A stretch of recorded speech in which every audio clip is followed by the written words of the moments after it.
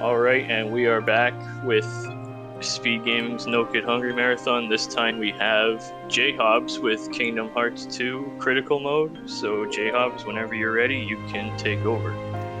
Alrighty, yeah, this is Kingdom Hearts 2 Final Mix Critical Mode on the HD collection. There's about 9 different versions of it, so I'm not going to bother going into the whole thing. I'm playing this on PlayStation 5 though, which means yes, along with my controller, I do have a backup for when the battery runs out, because the PlayStation 5 controllers run out so fast. But let's go ahead and get things started, because this is going to be a long run. I believe I have Greenleaf just joining me as host as well, if you want to say hi real quick. Hi real quick. All right, perfect. And let's go ahead and get this thing started, yeah? So this is going to be about, 3.5 hours. I'm going to start 3, 2, 1, go. You're going to see me looking over here at my TV most of the time, but I also might look over here at my notes. And basically, we're starting things off with a bit of a slow section. This is Roxas World, or Simulated Twilight Town, or just the beginning of the game, however you want to call it. And for me, this takes around 16 to 17 minutes. If you're incredibly talented at this game, this can be more like 15 and a half minutes or so. But there's all these tutorial sections at the beginning teaching us how to like combo and stuff. At the very beginning, I'm actually going to do some specific combos on this next fight in order to manipulate the RNG for 2 upcoming fights. So I'm going to parry. I'm going to do 2 hits, 1 hit, and then a full combo. I'm going to dodge a swipe, and then 2 air hits followed by a full air combo. And that should manipulate the RNG for this next fight with a Dusk. A nobody that we can't actually deal any damage to normally. So this is the introduction of several fights that work this way in this game. Fights that end in either a certain number of hits, a certain amount of time passing, or if you lose enough health. Now here on Critical Mode, we have half health gains, and everything deals like double damage, I think. So it's pretty quick to die, so we just do that in order to progress past this one. I do need to keep the RNG manipulation going, though, which I'm going to do in this fight by doing, again, kind of a specific set of combos. I also had to briefly wait for the Dusk there. Not anything you need to worry too much about. We don't have too much manipulation in this run. It's just another fight with a Dusk that we're actually worried about manipulating. Throughout all these tutorial sections, got to mash through all the texts and everything. And now we get to actually ride a skateboard for a little bit, because Roxas is cool. Before heading into a little mini game called Mail Delivery. If all goes well, I'll do this in under 7 seconds. And if all doesn't go well, I'll do it under 10 seconds and tell you I was lying about the 7-second part. So let's see. Got a little bit of a route here that we take. Hey, 680. All right, so like I said, under 7 seconds. I'm pretty happy with that. I wish I could be good enough to get the magic 666 on that, but it's a little tricky and why optimize for those frames in a 3.5 hour run when I have many other places to optimize. But what we needed to do there is just effectively get enough money or do an activity to get some money so that our friends would, figure out the rest of the money and get train tickets. I don't remember all the story of this game. I don't really pay that much attention to it. But this is our second manipulated fight. If all goes well, I should be able to end this pretty quickly. I'm going to start off with 2 hits, wait for the attack, and then go for a full air combo. Second air combo, and then 2 more hits, and that'll end things. So perfect. That's exactly what we wanted. And there is no more RNG manipulation for about 2 hours. There is like one more thing we do later. That's pretty small, but that's as far as the manipulation goes that we care about. The rest of these fights, I'm just going to be responding to whatever RNG is given to me. And we have lots of ways of doing that. Oh, I had Roxas drop a jump on me, which is a pretty common thing. I'm just going to do this with air combo here. So Roxas behaves a little bit differently from Sora. Basically, he kind of loves to snap to the ground a lot more, whereas Sora is a lot more floaty. You can kind of combo in air for quite a while. So it makes doing air combos with Roxas hard, but they're also faster. So what I'm doing here, putting on a bunch of abilities that we start with on critical mode. Because like I said, we have like half HP on critical mode, but we also deal 125% damage compared to standard. and we start out with a bunch of abilities. So those abilities, the most notable ones that help us out is Finishing Plus, which allows me to use a second finisher to my combos. Normally it's just a 3-hit combo, but now I can turn it into a 4-hit combo with the second powerful finisher. We also get access to MP Hystera, which helps us with some MP recovery, and MP is going to be crucially important in this run, so it kind of helps make some strats just like barely work out, which is really nice. And we also start with 50 ability points in order to equip those abilities, and that'll help us never have to pick up an AP boost in almost the entire run. I believe we get one that we use. I don't even remember if we I don't think we pick it up out of the chest. I think we just get it. And so we just use it because why not? But yeah, we're never going to have to worry about increasing our AP throughout this run. I'm going to stare at Goofy for good luck here as we are into Twilight Thorn, which is our tutorial boss of the tutorial world. It's teaching us about these things called reaction commands, which are whenever you see this big triangle symbol, this big green triangle show up, like now, you basically, it's a kind of like a quick time event, except I can just mash it. I don't really have to time it. And it does big cinematic actions that often deal quite a bit of damage. So I'm going to try to get 4 air combos here.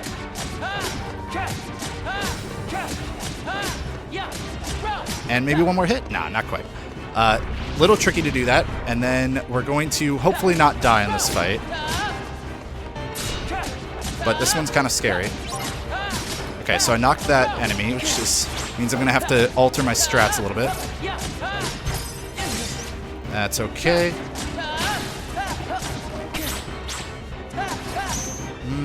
We should be okay. I just have to kind of keep reacting. There we go. Okay. Whew. So that fight is really easy to die on, and that's something you're going to hear me say about almost every single fight in this video game.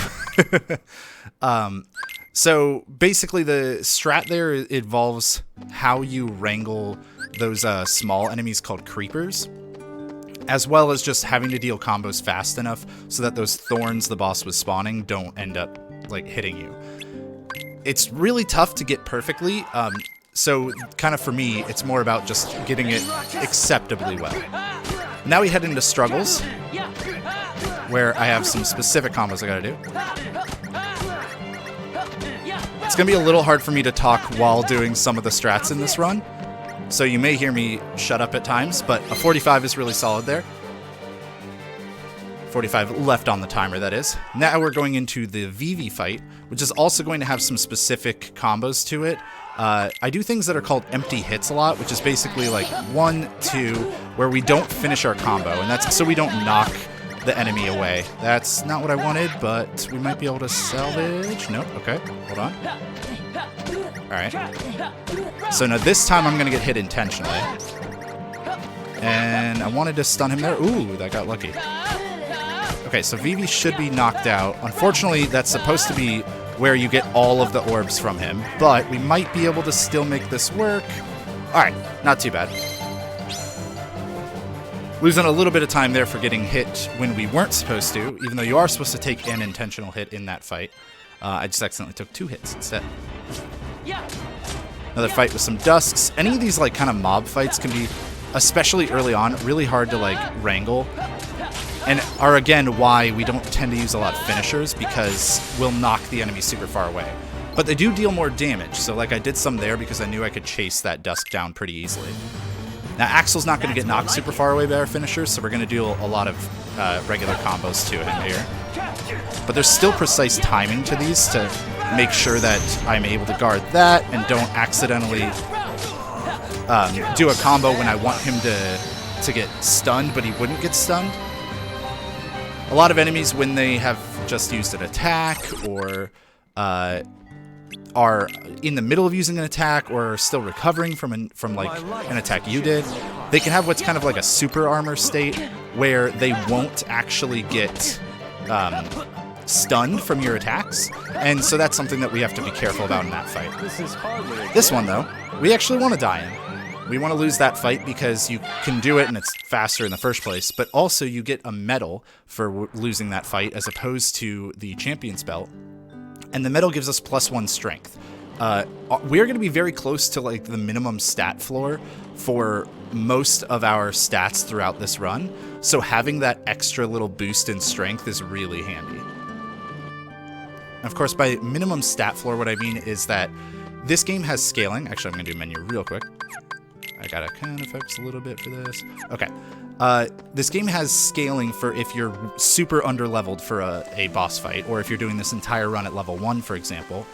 It will scale your damage up a little bit. Like, it'll scale it up enough until you're dealing like a reasonable minimum amount of damage to a boss. And that is judged by certain like stat marks, basically, certain stat like barriers. So for example, in The World That Never Was, we want to make sure we have around like 35 strength or so. I think it might be more like 33 or 34, whatever it is. If you wanted to be above the minimum stat floor, we would be trying to hit that level. We're actually going to do most of that world at the minimum stat, so it's probably a bad example, but it's the number I remembered off the top of my head. Oh, that's... Okay, so this is just about a bunch of random spawns here. So I'm trying to kind of like delay certain combos so that enemies can spawn into me, potentially. Alright. That's fine. These should be the last 3, so we'll just wrap them up. Ah, he gets one more swing off. It was going pretty well until the last few kind of dodged away from me.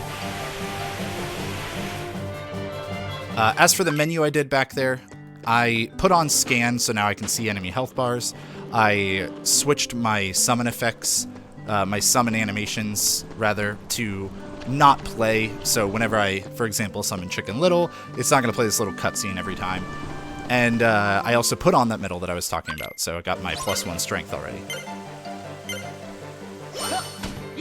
So now we are fighting Shadow Roxas, which kind of will help, like, be a good example of why Roxas is kind of tough to do air combos with. You see, I didn't always do a finisher there. I had to, like, weirdly delay my combos so that I didn't just swing over Shadow Roxas' head because he's a short kid, so it's, like, really easy to jump too high. It's just a little tricky. It's very minor stuff, but it's something I have to worry about in pretty much every fight when I'm playing as Roxas. And even to a degree when you're playing as Sora as well, you have to be a little bit careful. But Sora's combos are generally a lot easier to do at like low to the ground or high to the ground, depending on how you want to do it. We got a little bit of a mini game here, and I'm going to go ahead and take this opportunity to talk real quick about just the basic kind of mechanics of the game if you haven't played it before. You see that command menu on the left side, the bottom left corner where it says commands and everything. That is where you can... I'm effectively controlling like a JRPG menu, but instead of it happening as turn-based, it's happening in real time. So I use the D-pad to control that. I use X to select the actions, and so I can, you know, use the D-pad to go down to items and then select, and then I could throw a potion, or most of the time I'm going to be on the attack. There's 2 sides to this menu. I can't actually flip between them yet because we don't have everything unlocked, but actually like managing your command menu, like being able to move the cursor on it while you're still performing other functions in the run is kind of an acquired skill. It's pretty difficult to master. And there are times I am sure will happen in this run where I'm going to fumble over my buttons and not quite do what I meant to do. Sometimes, like, I want to go into a dry form, but I'll use a limit, or I want to try to use some magic and I'll use an item or something. So that'll happen here and there. Definitely not perfect. It's a tough run. There's a lot going on. Heading up into the end of our kind of hunt for the secret wonders of this world. It's a summer project or something. I don't know. All I remember is that I have only 3 more fights left as Roxas, and then I get to play as the fun character. And this is one of them. So we're going to start this thing off with a reversal, which is a reaction command that'll kind of make these enemies a little bit bewildered. Oh, except it didn't let me, which is just random. And then I'm going to try to take these out as well as I can and dodge this attack while also catching this enemy before it goes underground. Alright. For not getting the reversal, that was fine.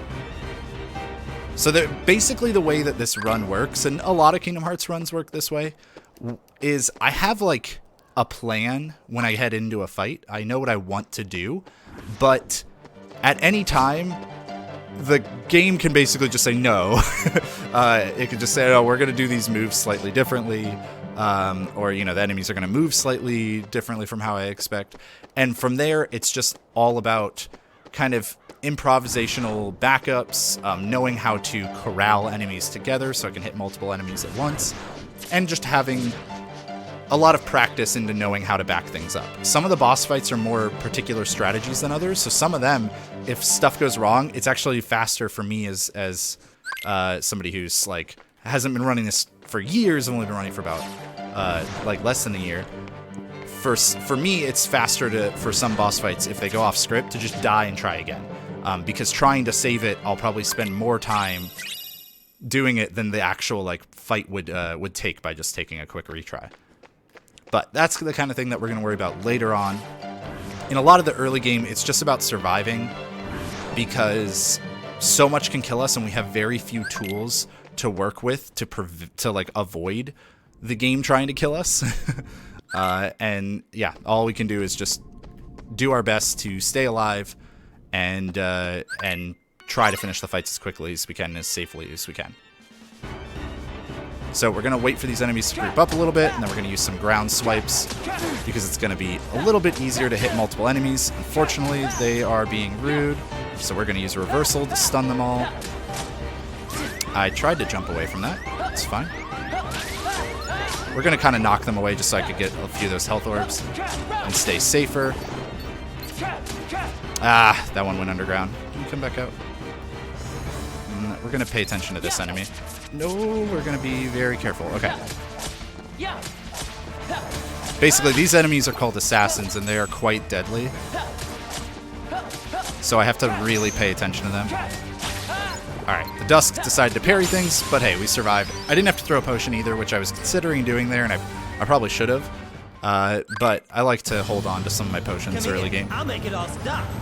So now we have our second fight with Axel, which is going to go basically according to a script.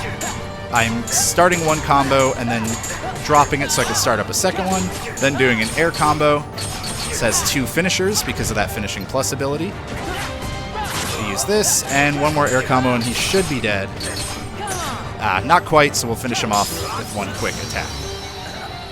And just like that, we are done with Roxas. I just got to run a little bit, and then we move into Twilight Town. As I head into Twilight Town, I'm going to be doing a menu where I'm going to customize the AI for Donald and Goofy to be a little bit more to my liking in the early game.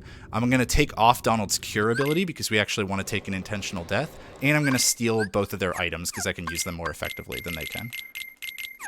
So we're going to go Donald, take off cure, oops, and we're going to take their items. So I'm not all that great at the menus, but even with that probably went by kind of fast. The trick is that there's certain buttons that allow us to move through different parts of the menus. Like L1 and R1 let me move a page at a time up or down. L2 and R2 let me switch between party members. Square lets me switch between items and abilities. That kind of thing. We use all of that to try to speed up the menus as much as we can. And now we are heading into another fight that works like I was talking about before, where we can either deal enough hits, wait enough time, or take enough damage. We want to see one of these attacks because it'll kill us really quickly. And that was perfect. And now we are going to do the exact same thing except with a group of shadows, which can sometimes misbehave. But on our way, we're also going to take a quick little detour to pick up a chest. We're not going to pick up like a ton of chests in this run, honestly, but this one here has an ether in it. Most of the chests that I'm going to end up picking up are for additional ethers. Ethers will refill my MP gauge all the way to full as long as it's still blue. No matter how much is left, it will fill it all the way up. Shadows, please. Thank you. Okay. No matter how much is left, it'll fill it all the way up as long as it's still blue. But if I use all of it, it will, in fact, not do that anymore. It'll only refill about half or so. If I use up all the MP so that it goes pink. So we have a lot of strats that are like, oh, get to, use most of your MP and then throw an ether. And refill all of it so you can use your MP again.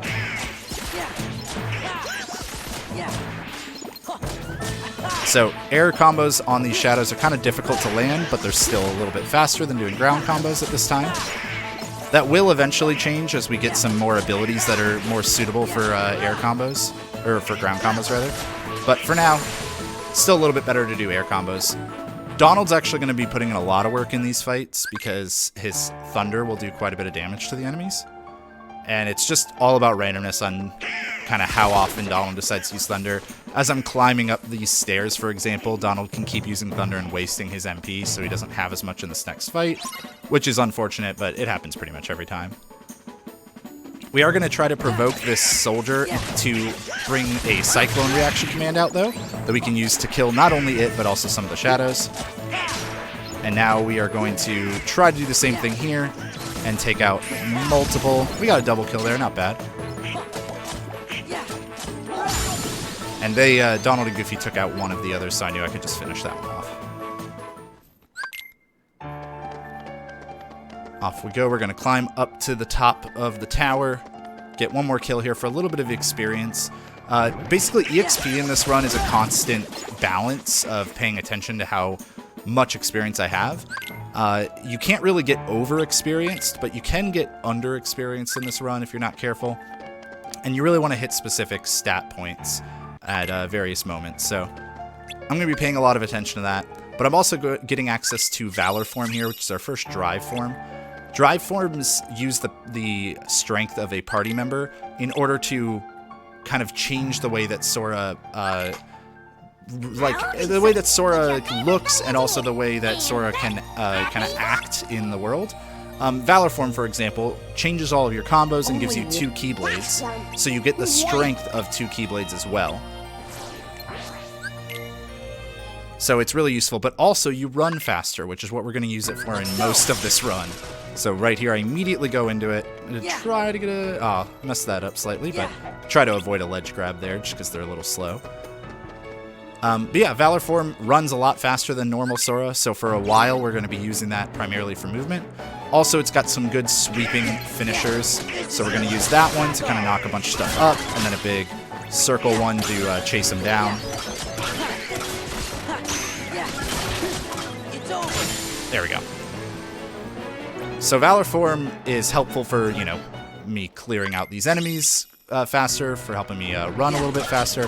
But also, Valor Form has its own experience to it, as do each drive forms, as do all of the drive forms. So basically, by every attack I do while I look red like this, while I'm in Valor Form, I'm gaining experience on this drive form. And the reason that's important is it means that I'm going to be able to gain some abilities, I'm actually going to gain new abilities on regular Sora just by using Valor Form and dealing hits. It also means that Valor Form will end up lasting a bit longer, which helps us out as well. We're going to do the same thing with another drive form later as well. But it'll level up in a different way, and we'll talk about that more later. So, this is the Bailey fight. Leon is in this fight, and we wish he weren't, because he really ruins it sometimes. Okay, I managed to get... I would have liked to position that dual stance a little bit better, but I knew Leon was going to ruin things if I waited, so I had to just go for it. Same with this one. These are reaction commands that just help take out a lot of the enemies quickly. But yeah, the whole point here is we're protecting this gate. Alright, good. Unfortunately, there's still a samurai alive. We're gonna go take care of the samurai, because I'm worried. I don't want it to just show up and end up killing us later.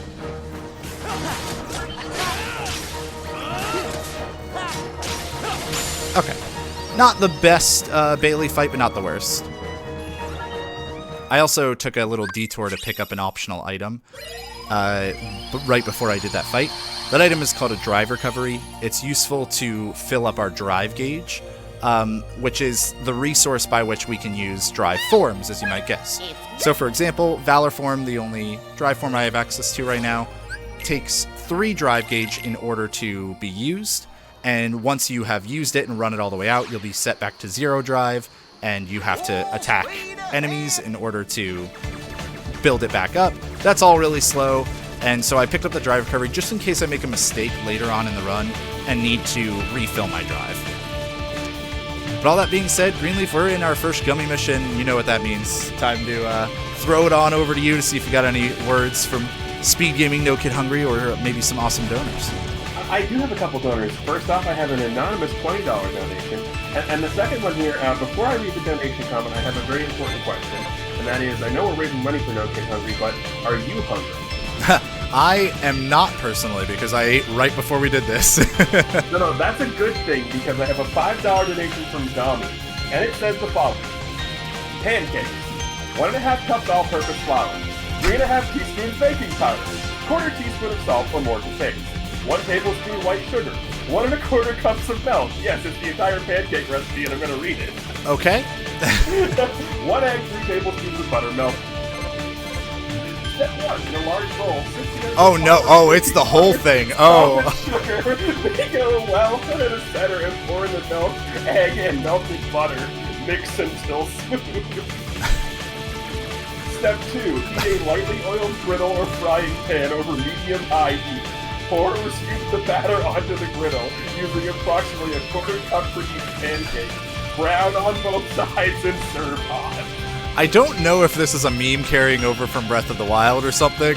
All I know is that I know that pancakes are a pretty simple food to make, but I'm now like just wishing this were the next 3.5 hours, was you having to read off this recipe. I mean, I'm down. Instructions. Jack, give me recipes to read off for every gummy mission. Let's do this. No. I'll end up hungry again by the end of it. Let's not do that. Okay, so we're changing from No Kid Hungry to No JHobz Hungry. Yeah, exactly. But speaking of, so these are auto-scrollers. There's nothing I can do to speed this up other than kind of perform poorly so I don't get extra pop-ups at the end. If you want to tell us a little bit about kind of like what we're doing here, what the charity is, what the marathon is, then I think now would be a perfect time for that. Oh, we can absolutely do that. So what we are here for is we are here for No Kid Hungry. And that is a charity that is dedicated to ending childhood hunger here. And basically what they do is they provide meals for children in need, as well as supporting food banks and the community groups to serve the areas that need it most. They provide emergency grants and expert guidance to schools and local community groups to help feed kids. And we can get more into the details of what this is when we're done with the Land of Dragons. Yeah, our next world. Perfect segue there. We got our next world, Land of Dragons, or Mulan World. And we're going to start things out with a menu here. We're going to put Goofy in the party so we can use Valor Form. We're going to switch Ping to not do anything, and then we're going to take Ping's items. We're also going to pop up some tutorial boxes intentionally so that way some others don't show up later. And we're going to start things off by going back into Valor Form so we can run fast and deal more damage to the enemies up here. So this is also going to give us some extra Valor hits for the experience. I don't know how that shadow ended up on the roof, but that's fine. Didn't quite get the kill there. One more hit. Nah, I knew you were going to be a pain. So shadows, as you'll learn if you watch Kingdom Hearts runs, shadows are the most obnoxious enemy for every Kingdom Hearts speedrun ever. Basically, they, whenever they want, can just dip under the ground and completely waste your time and just troll you. I didn't quite want to do the finisher there. That's okay, though. Alright, good. So Valor leveled up to level 2 there. Yeah, that was unfortunate. My finisher just whiffed. Oh, man. This enemy is being a big jerk. Oh, my... What are you doing? That was very confusing. Okay. So we're going to switch Donald back into the party so that he can use Thunder on these shadows. And we're going to use Fire now on them because it deals damage around me in an area. It helps build up my drive gauge quite well. And shadows in particular are just really, like I said, they're really annoying at going underground. So they can just waste a lot of time, and having a move like Fire that deals damage over several frames just helps you catch them the moment they come back above ground.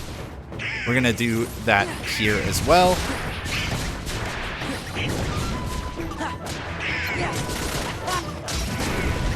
And Donald is provoking every single one of these Nightwalker things, which is frustrating, but that's okay.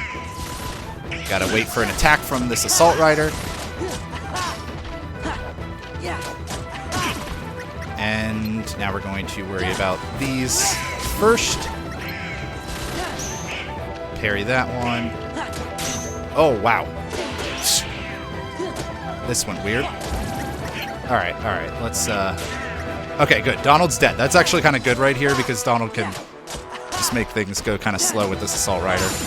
So that's mission 2. That one's pretty easy to die on because of those Assault Riders showing up. Thankfully did not happen. And now we have a little bit different of a mission. We got to kill a bunch of enemies one by one as they're kind of hiding from us. If I'm lucky, I can try to snipe that one. Ooh, nice. I haven't been getting that lately. And this is going to be a lot of using fire into regular attacks, as I mentioned before. I was hoping maybe that would catch the shadow there, but the tent exploding was too far away from the little demon in the ground. They both decided to jump up over. That's funny. Oh. Okay, you almost never get a grouped up thing there, so that's fine. Popping into Valor Form again, so we could take out the last 3 enemies and then run really quickly towards our next destination.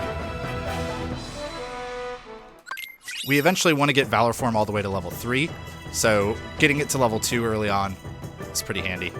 And like I said, it makes you actually stay in Valor Form for longer whenever you use it, so it's going to allow me to run all the way to my next fight if everything goes well. A little bit of a tricky strat here, where I switch targets in the middle of a combo in order to collect all of the enemies with my combos. Worked out pretty well, and then we're going to stand briefly in the middle here, and hopefully, yep, parry both those enemies with the reaction command, just like so. Now we drop down here. We hope both these enemies just leave us alone, which they decided not to do for the first time in. This is scary now. I don't know how to handle this. I didn't know what to do there. And so that's how easy it is to die in this run. Yeah, I've very rarely ever seen the enemies actually hit you there. Usually they'll just barely miss you. So it made things a little bit hard to deal with. But that's okay, we'll try again real quick. This was never going to be a deathless run. I baked plenty of time into my estimate for deaths. I'm going to try just running around this way this time. There we go. That's how that's supposed to go, where they miss you right as you break through the wall. And now you can see we have enough drive gauge left to continue running at higher speeds to our next destination. We're also going to head into the cave fight now.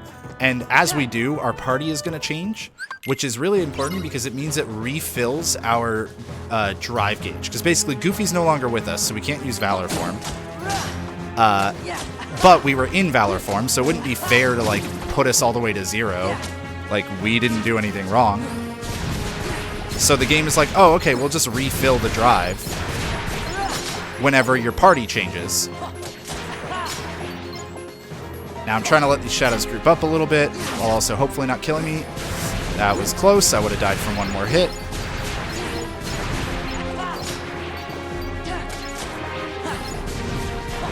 There we go.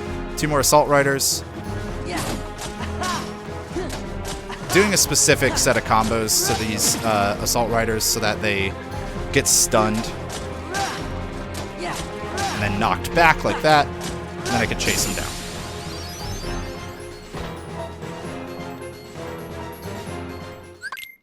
Alright, back into Valor Form we go because we have a little bit more running to do.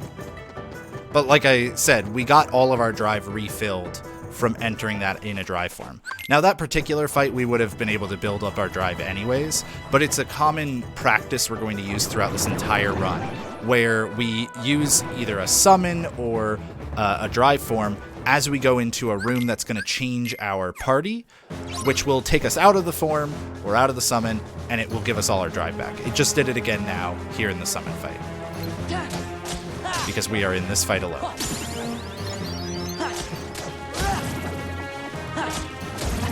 So in this fight, we just want to get as many kills as possible. It's actually a timed fight. Yeah, we just want to get as many as possible, as much money as we can as well.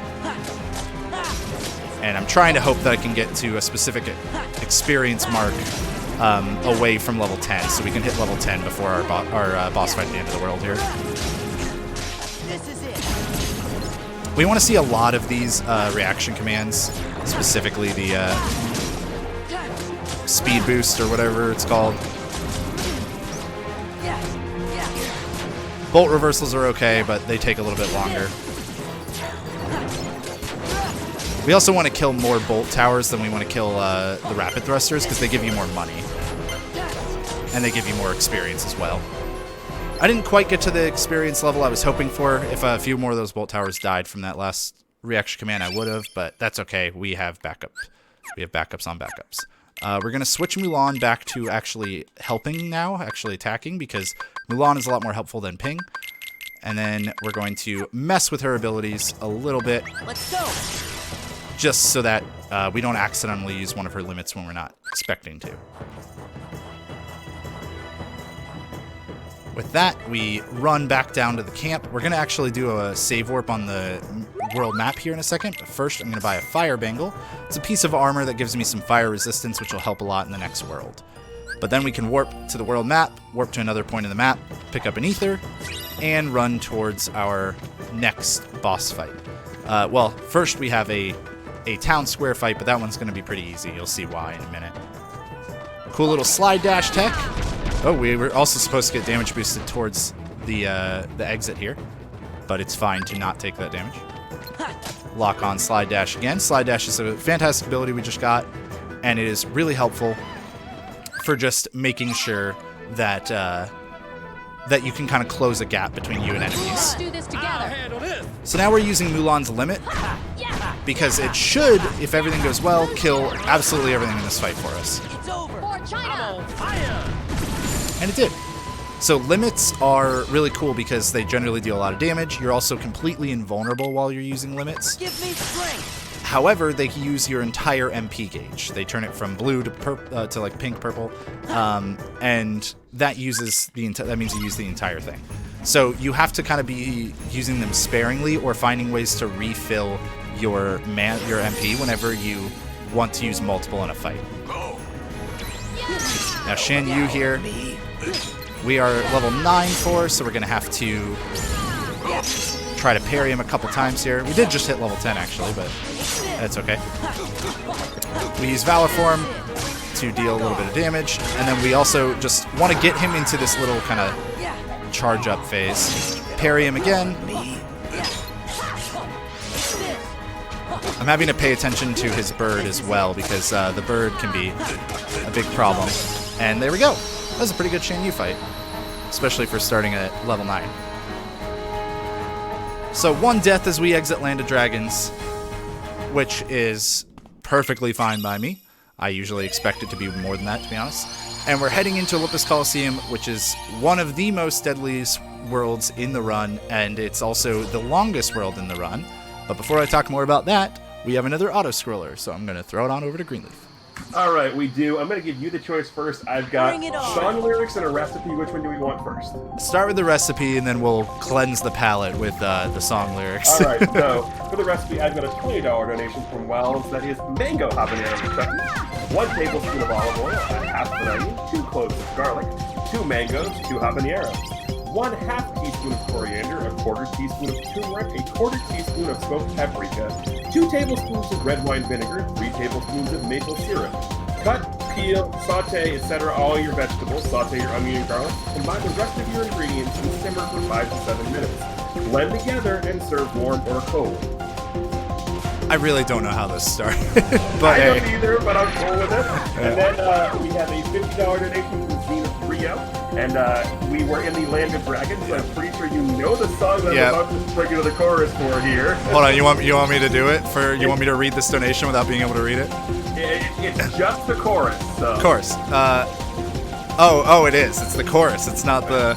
I figured it was gonna start with "Let's get down to business," but no, you go ahead. Nope, it's just the "We must be swift as the coursing river, with all the force of a great typhoon, with all the strength of a raging fire, mysterious as the dark side of the moon." Not bad. It would not be a Kingdom Hearts run without some amount of singing during Gummy missions, apparently. No, absolutely not. Absolutely not. So that's going to be the big donation war for this. It's going to be recipes versus songs. If I know it and my voice isn't completely dead, I'll give it my best shot, you know?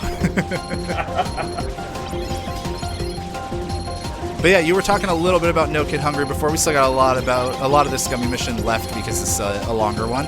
So if you want to, let people know a little bit more about what's going on. Absolutely. So first things first, if you are in the chat and you don't know how to donate and you want to, you can go ahead and put exclamation point donate in the chat or exclamation point NKH, and that'll get you all the information.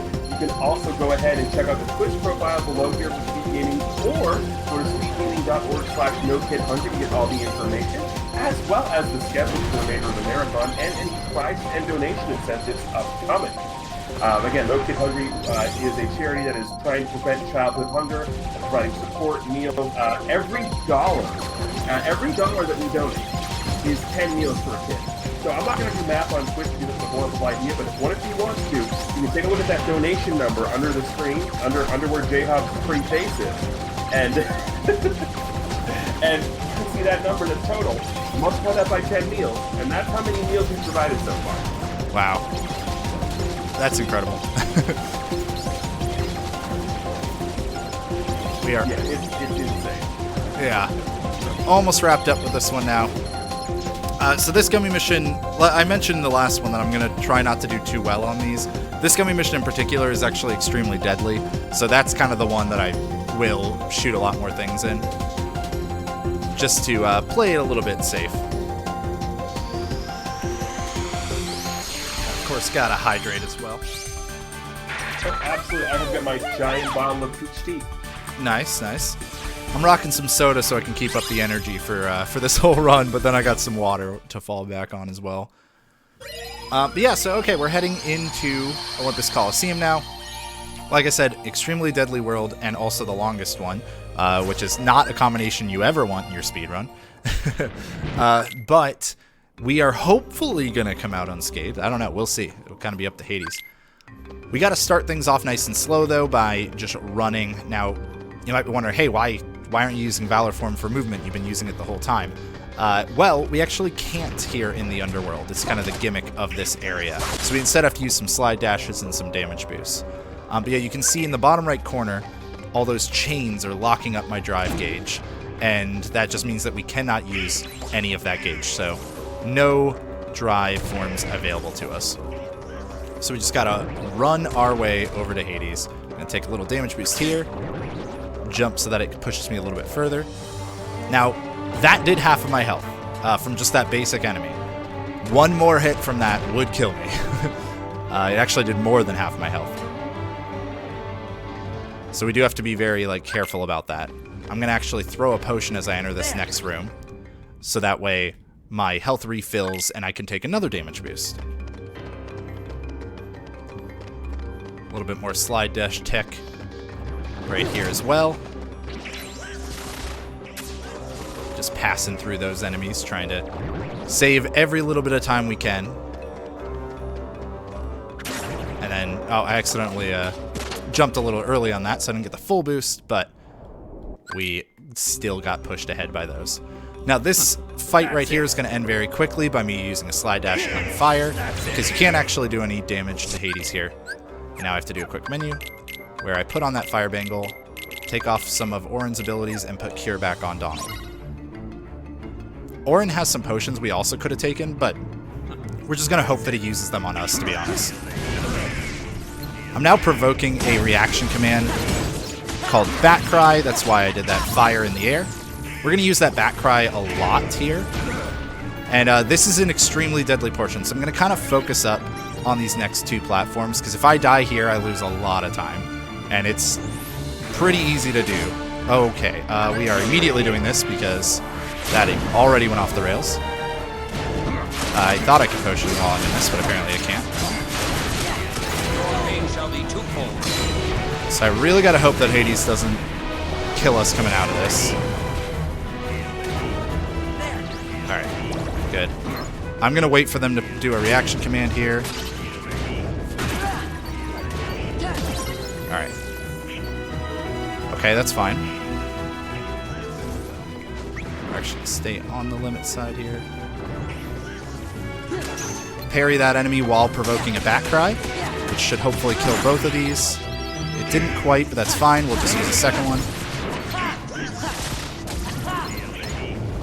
Gotta pay attention to where Hades is at all times, or he'll snipe you.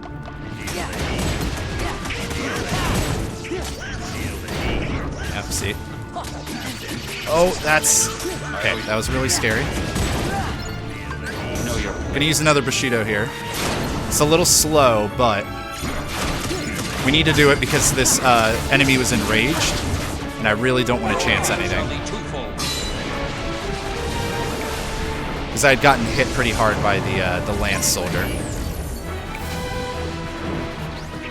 And that is a first try Hades escape. I'll take a slightly slow Hades escape that does not kill me every single day of the week. Whew, that was one of the big things I was worried about in this run.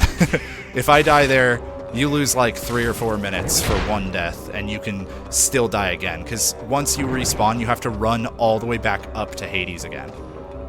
Hey, we got a nice handy little damage boost there. It's not something you often get.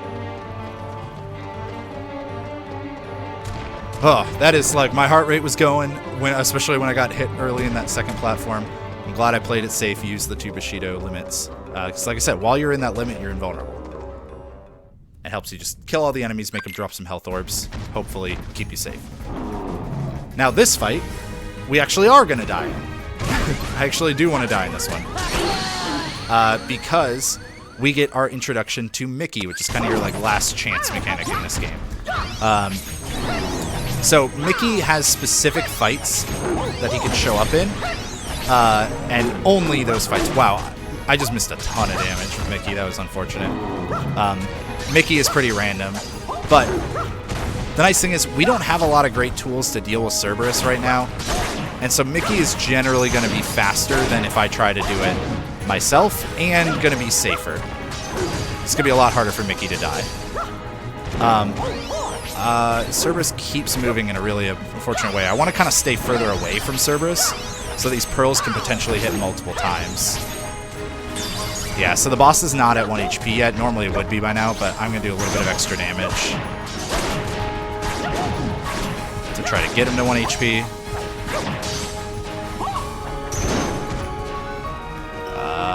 That might be fine, but I'm doing a little bit more. Okay, that should be fine. So now I should be able to kill the boss by just using a single blizzard. Let's go. Nope, it still wasn't enough. That was a very rough Mickey, but that's fine. But yeah, so like I said, Mickey shows up in some specific fights, and the way that Mickey works is the more often you use him, the less likely he is to show up on subsequent fights. So in that case, it's our first death in a fight where Mickey can actually show up. So I knew 100% of the time, I know it's completely guaranteed that Mickey will actually show up and I can use him to finish the fight. If I were to die in Shan Yu, for example, and use Mickey there, then it would no longer be a guaranteed chance. It would no longer be a guarantee in Cerberus. It would only be like an 80%-ish chance. So that's why we really don't want to die until Cerberus in a lot of those fights. Not to mention, obviously, the time loss. We have a little bit of a minigame here. Just collecting orbs from these urns. That went fine. There's 2 minigames here. The first one we just have to get to 20 points. The second one we have to get to 100. But we just want to clear out as many as possible at the beginning here because there's going to be a larger urn that spawns as well as another group of urns later. That'll help us get more kills. Or help us spawn more urns. Yeah, so like this group just spawned. I want to immediately take them out because they're all bunched up.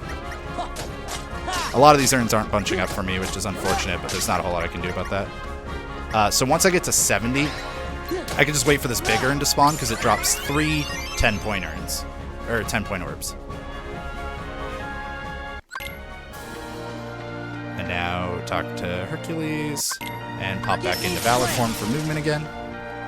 We're not in the, like, you know, we go back to the underworld quite quickly here in Olympus, and yet we still use Valor Form just for that little bit of movement, because it really is faster.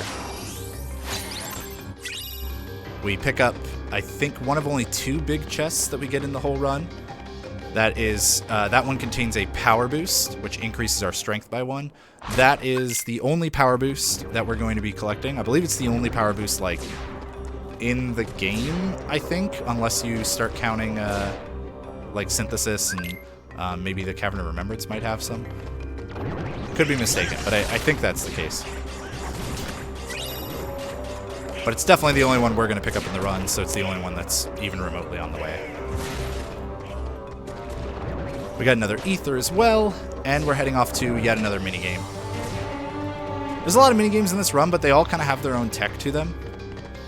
This one is a little bit more kind of RNG. There's some stuff I can do here and there, but it's our introduction to Demyx and his water clones. We need to clear out 100 of them as quickly as possible. Dance, water, dance. The water clones will die from either using fire on them or using a finisher or using the reaction command Wild Dance. So we're going to be using the reaction command pretty much the entire time. I might use fire if I get up near Demyx, which is where you want to be. You ideally want to be up close to Demyx because that's where all the water clones spawn from. Okay, that's starting to go in a better direction. Ah, we're getting further away again. But yeah, it's just random where it goes because it'll go based on where you're targeting, but your auto target will happen randomly and kind of faster than you can control it realistically. Yeah, so we're getting pretty unlucky here. It's going to be a bit of a slow minigame. That's not a big deal.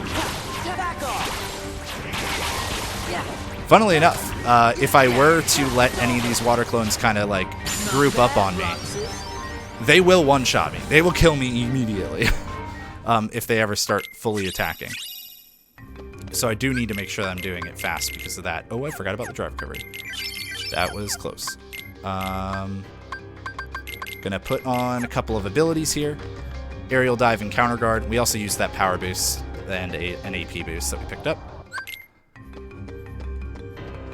Aerial Dive just gives us a good way to get from the ground to an air combo, and Counter Guard allows us to break enemies' guards, which we will use on Pete a little bit later. But first, this Pete fight here is actually a timed one, this part of it at least. So we're really just going to just kind of survive here. I didn't want to take damage there, but I did want to hit his revenge value, or I wanted to hit the boss until he retaliated. Oh, that's unfortunate. I didn't have time to jump. My mistake for taking that hit. My menu should already be done. But if we are going to die in that fight, I want it to be really early. Because when you die to either phase of this fight, you have to start back from the timed portion.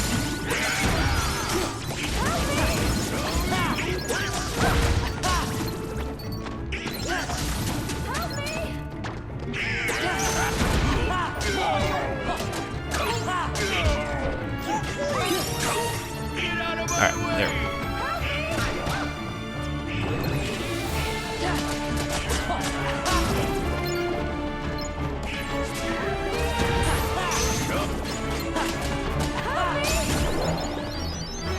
There we go.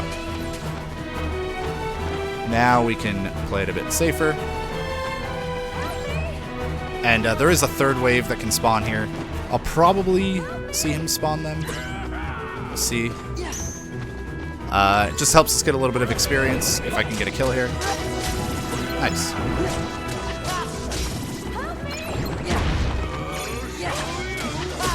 Nice, we got several kills, so that's helpful. But now this fight is incredibly dangerous, and I have to do that whole time section again if it goes wrong, so hopefully it doesn't. We're going to use Bat Cry here. Okay, good. The super dangerous Heartless are dead. Oh, that was really unlucky. I got parried by a boulder, and the boulders drop randomly, so there wasn't a whole lot I could do to see that coming. But that's fine. Say goodbye to Pete for now. We'll be saying hello to him again pretty soon. We also get access now to one of the best abilities in the game called Trinity Limit. It's a limit, as the name would imply, and it has two phases to it. The first phase looks like this. You see that bottom left corner where it says Major Drive, Ultima, Begin Combo. Basically, in the first phase of it, I deal a bunch of hits to the enemies. Just kind of rack up a bunch of hits on a meter. And then the second part of it deals damage based on how many hits you did. That is how it works when you have Donald and Goofy in your party with you. And that's what we're going to use a lot of the run. But also, Trinity Limit works even if they're not in your party, and then it just behaves completely differently. We'll see that much later in the run. So I gotta take out these 3 heads.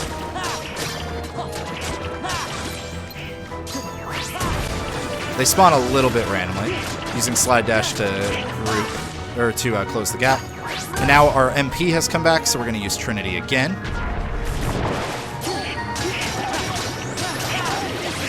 So we get up here, deal some hits, deal some more hits like this, and now the finisher's gonna do the actual damage to the boss. You can see it does quite a bit of damage there.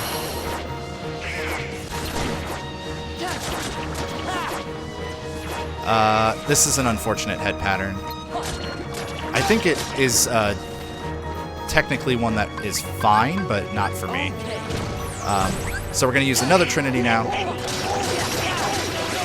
Had to use an Ether to get my MP back.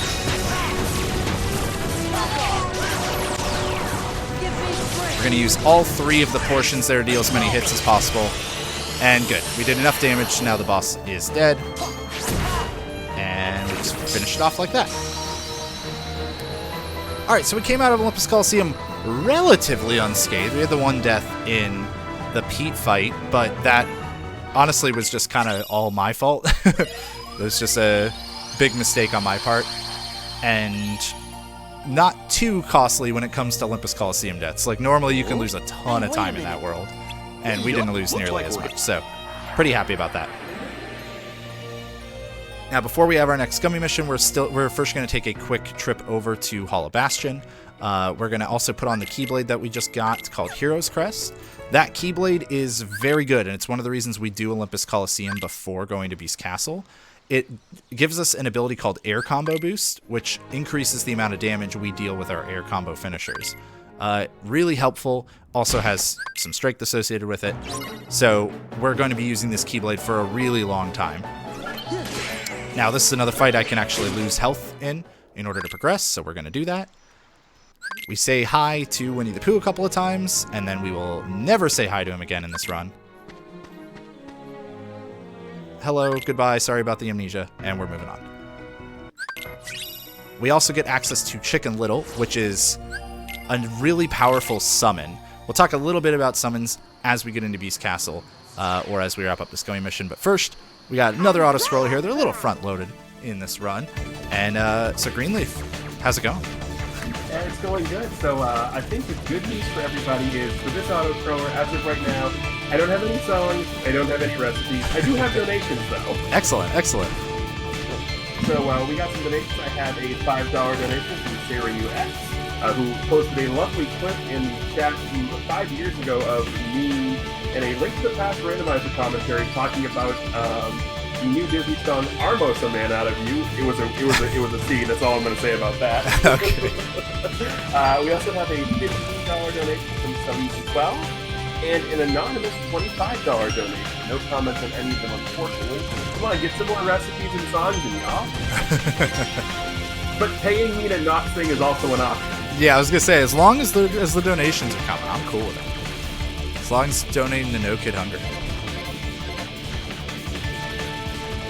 Yeah, absolutely. And again, as we brought up in the last couple minutes, every dollar that you guys donate, is paying wheels.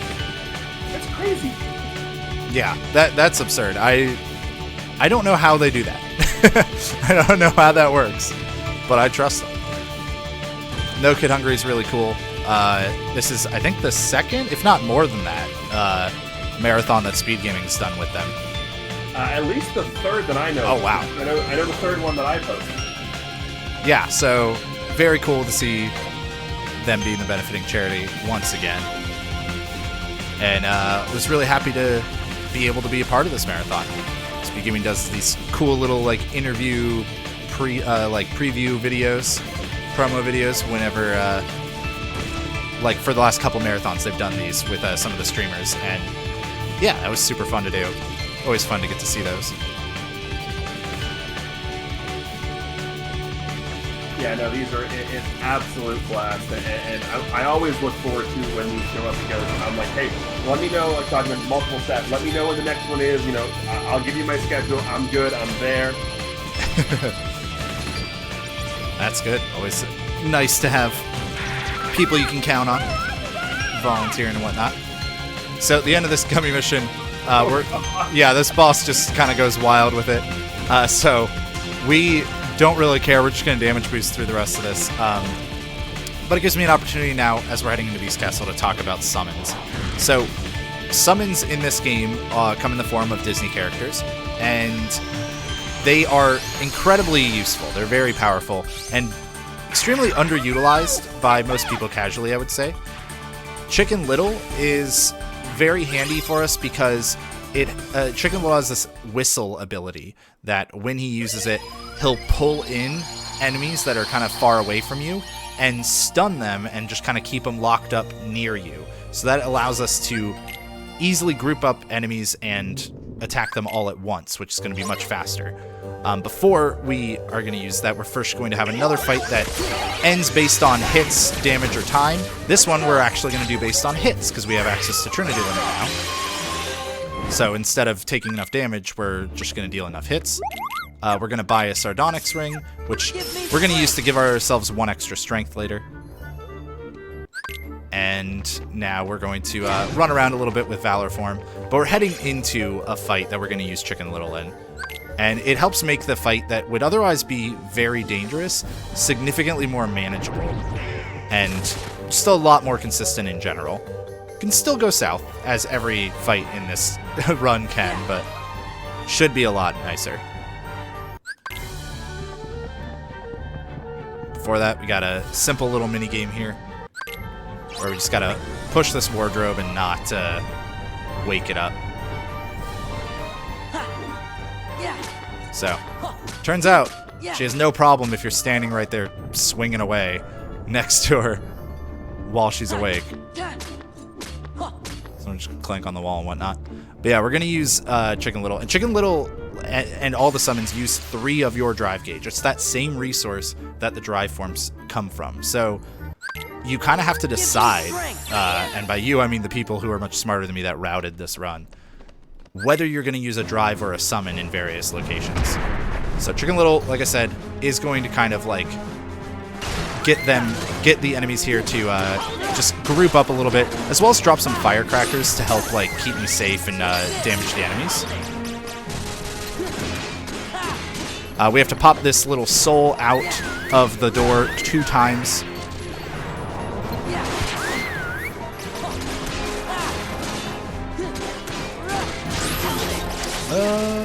Okay, we're fine.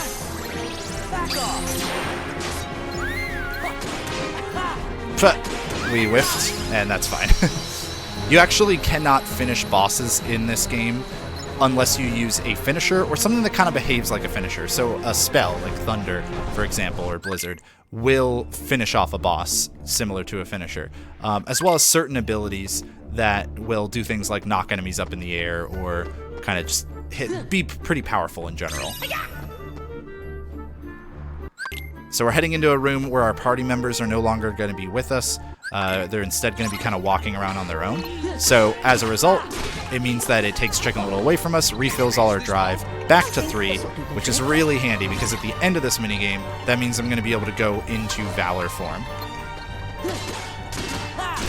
Clearing out some of the boxes here just to be able to get the Miss Potts and Chandelure, able to get them over here to each little lantern that we need to sprinkle. You only like barely have to clear out any boxes, to be honest, but what else am I gonna do while I'm waiting? Get a quick little attack at the end there too. But yeah, we're gonna pop back into Valor Form.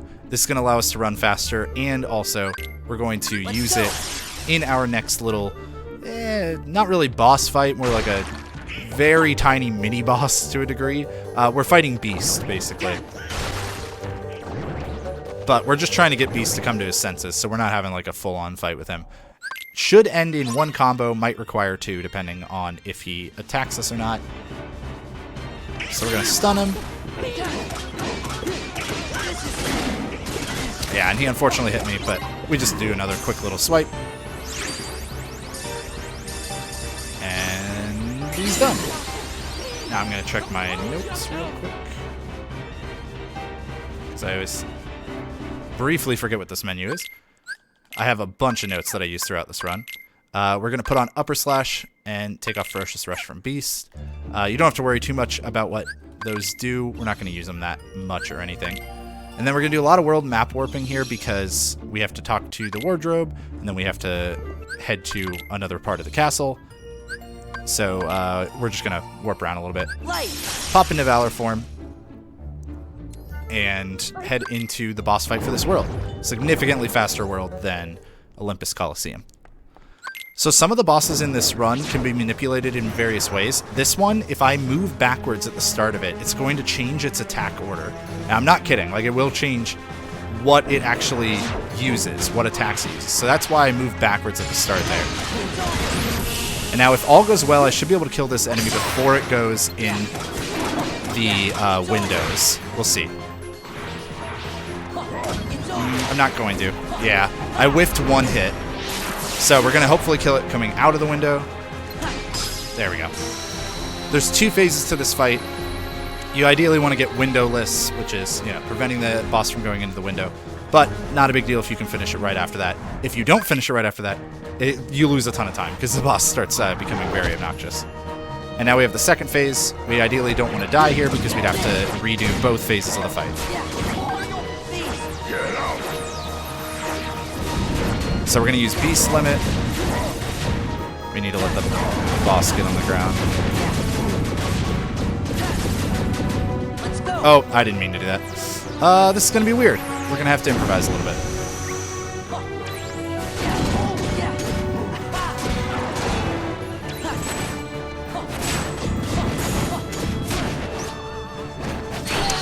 Yeah. I'm hoping that Mickey will show up and I can use him here. I didn't know if Counter Guard might work. Okay, Mickey showed up. Not what you want to have happen here, but it is what it is. So we're gonna try to hide from this boss. Yeah, which doesn't work very well. Come on. We're gonna try to hide and just charge up this drive gauge so that way we can bring Sora back into the fight, because Mickey can't actually end these boss fights. Yeah, I didn't want to use the finisher from Beast Limit there. It's just a big time waster and makes the strat not behave properly. But unfortunately, I accidentally pressed the button 1 too many times because it's hard to tell what's going on with this one since the boss is invisible. But it had been popped up in the air, which is not what you want to see happen.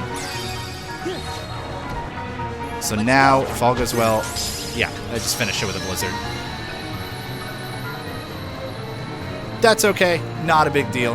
Most of the deaths so far here have been, like, in this run have been like, really manageable. Very much within the realm of what I kind of expected to happen in this run.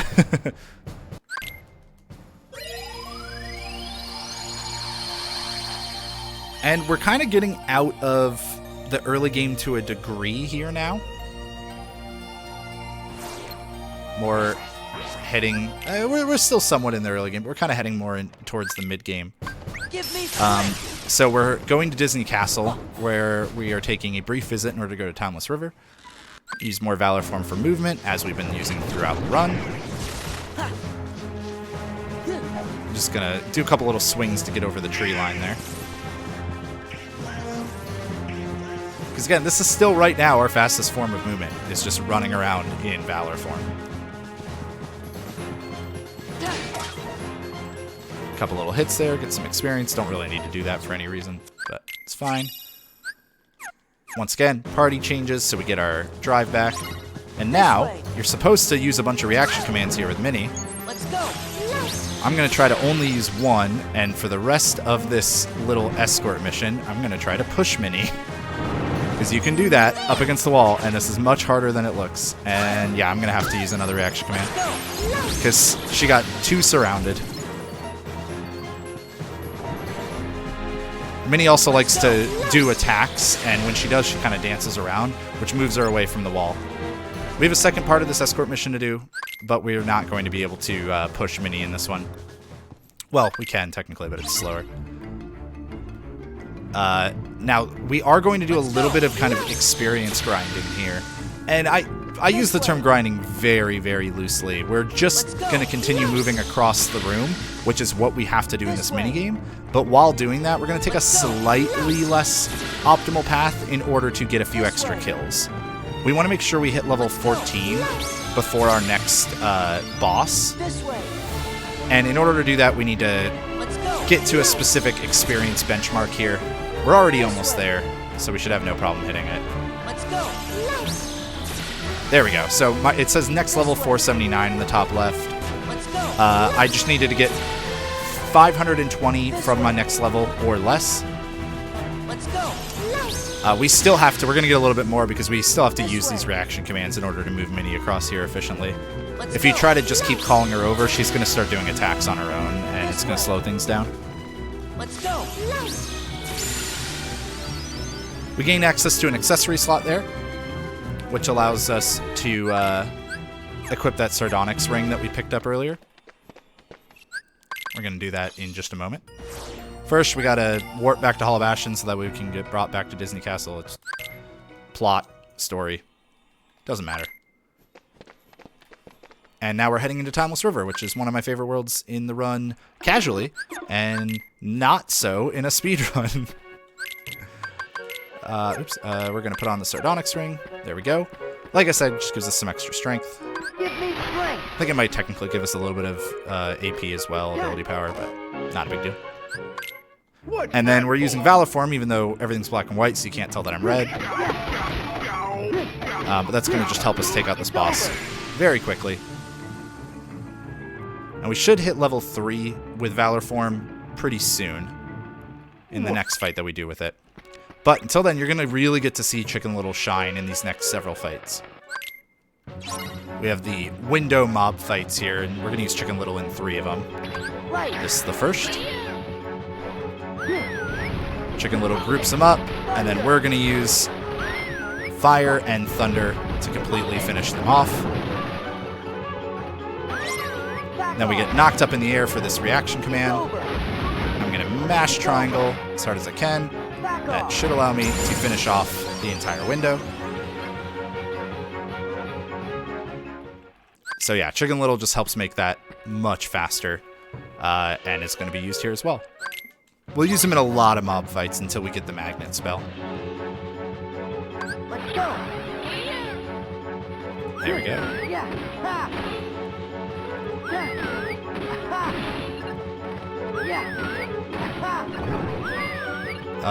No, Chicken Little, you gotta pull all of them.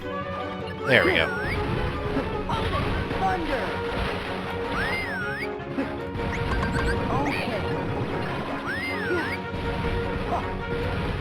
This is gonna be a little weird because he didn't pull one of them, but that's fine. Yeah. So we're now going to use FPS mode with Chicken Little.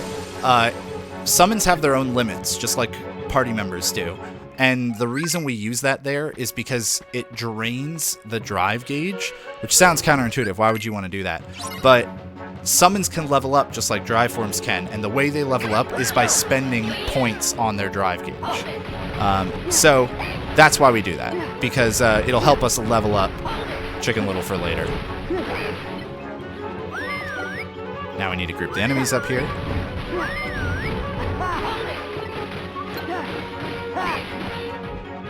We want Chicken Little to group them up again.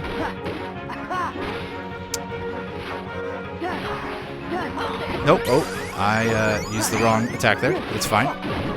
Chicken Little kind of saved me.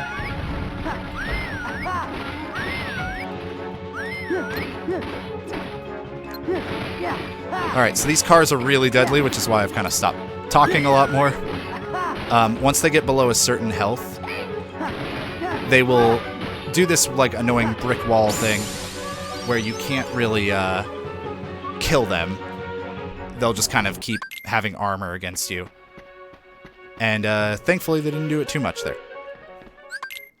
So we're not using Chicken Little in this one because we would actually still have the summon out after it, and we don't want to do that. We want to use Valor Form soon, so we don't want to be as Chicken Little. Instead, we're going to use Trinity Limit, and I used the wrong part, but that's fine. It's just going to be slightly slower, because Trinity Limit should kill everything here.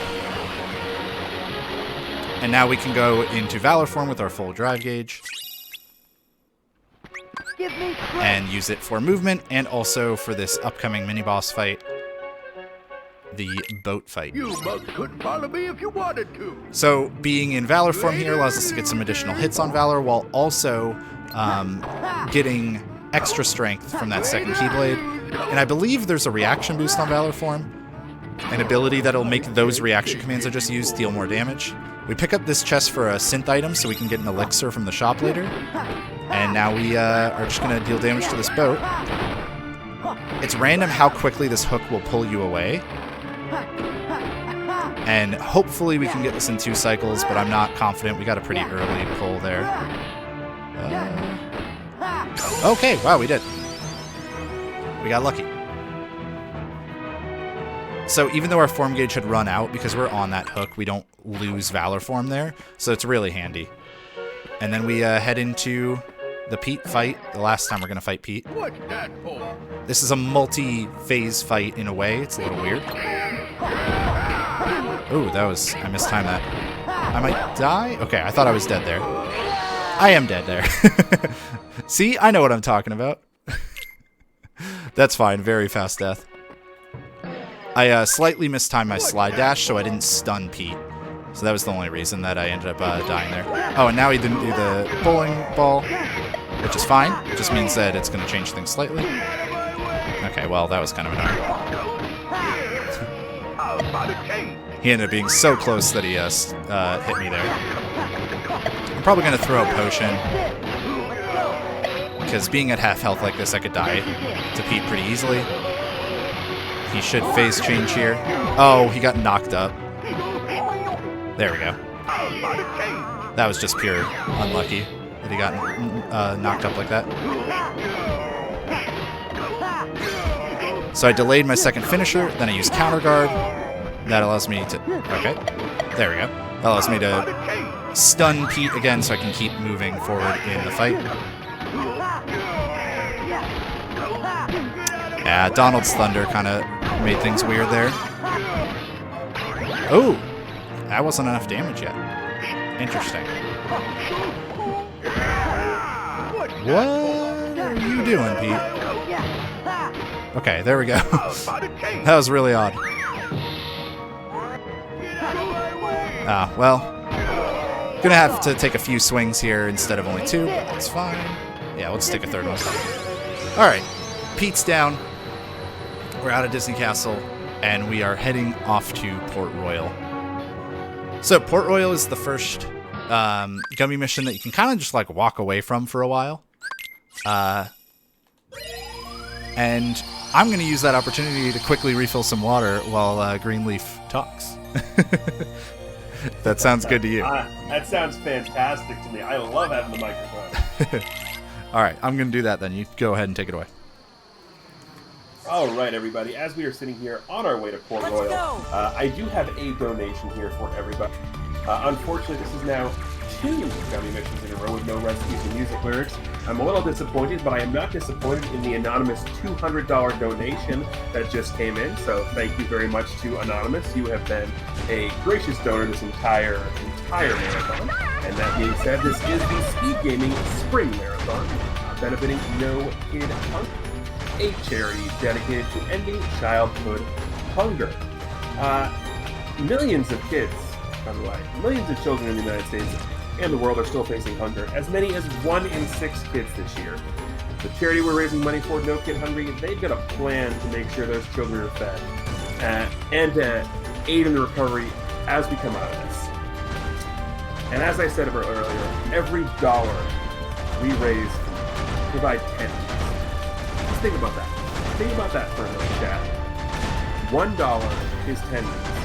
And I know we hear this all the time in every marathon you watch. If everybody watching just donates $1, I'm not saying if everybody watching donates $1, because I'm saying it's 10 meals. And if you can't afford to donate, that's fine. We understand everyone's going through hard times. You know what you can do to help out? Tweet us out. Let your friends know. Let your family know. Let people know what's going on here. The more eyes we get on this marathon, the more people we can have donating to this marathon, donating to No Kid Hungry, to help us raise the money to get it so that no kid ever does go hungry. And if you are looking for the information on how to do that, ! Donate in the chat, ! NKH in the chat will get you there. Or you can just go directly to speedgaming.org/NoKidHungry. And while you're there, make sure you check out the prizes available for the marathon and all the donation incentives that we have. Ooh, I didn't know there were prizes. I'm back. Hello. You came back for prizes. Appropriate. Yes. Somewhere off in the distance, Sense ears perked up. Well, let me go to the website and see what these prizes are.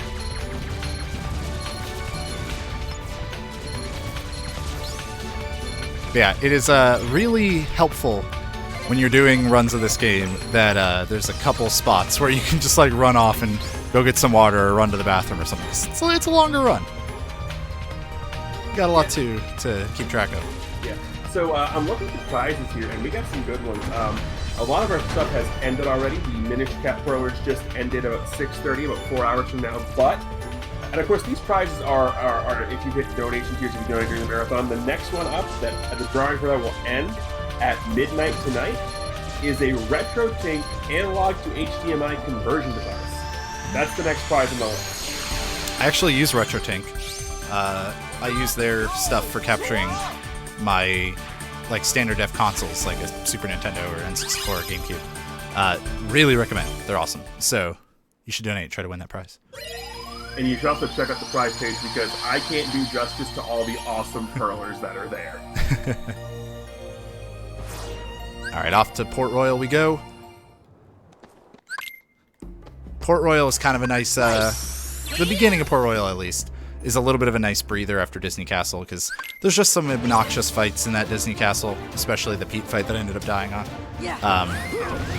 And these fights at the beginning here, with the aid of Chicken Little, generally go pretty much the same every time. These first, like, 2 or 3 fights. So, Chicken Little pulls him in, we use 2 Blizzards, 2 Thunders, and Chicken Little uses Firecrackers, and that fight ends, because all of the pirates here are weak to magic. However, they're only vulnerable when they're in the moonlight, when they're kind of in their skeleton form. So we have to pay attention to that throughout this world. And in this fight, 2 fires, stand still, 2 more fires, be sad about this one shadow who misbehaved right as I was talking about how good this and consistent this fight is. And improvise. There we go. Good job, Chicken Little. You can see Sora just falling in the distance there. I have not had a shadow fall out of that maybe ever. Definitely not in a very long time. So, a little unlucky, but that's fine. We use that FPS mode once again. And then, oops, I wanted to put Goofy in the party.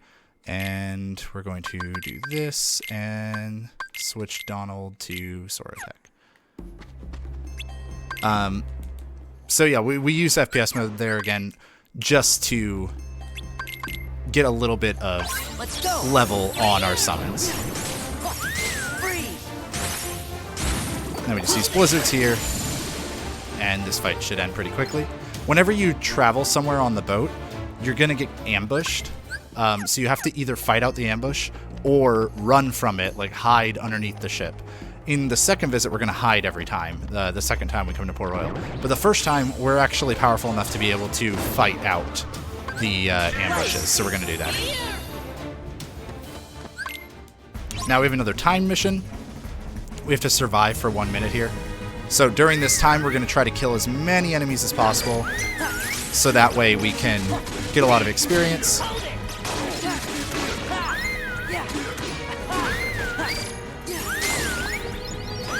We also I have to pay attention to the enemies in the distance who are trying to kill me with their guns. We also need to keep maneuvering with Chicken Little so that he'll pull the enemies together, so I can try to hit them with these reflex and blizzards. There we go. This enemy really keeps wanting to kill me.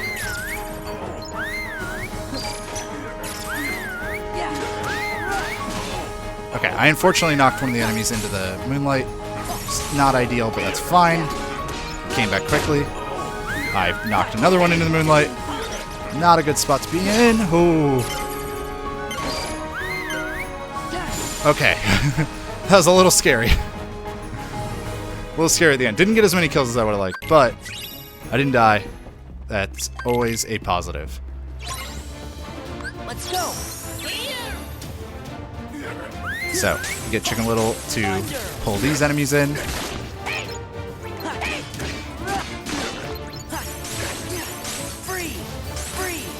Use all our MP, and one more hit ought to do it. Now we're into boat fight, which is a very scary portion of Port Royal, because I want to finish this entire fight while still having Chicken Little with me. But if Chicken Little gets hit, then it's going to deplete that gauge, and Chicken Little's going to get hit a lot.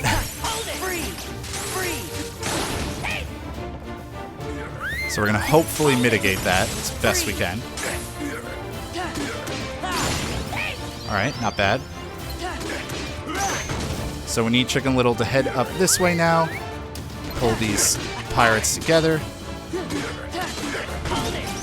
I got hit, which is not ideal. The thing that sucks about getting hit here is not so much the damage, but Chicken Little is now going to be caught in a bit of an AI loop to where he's not going to use his whistle that much. Which is just really unfortunate, because we want him to just keep whistling these enemies.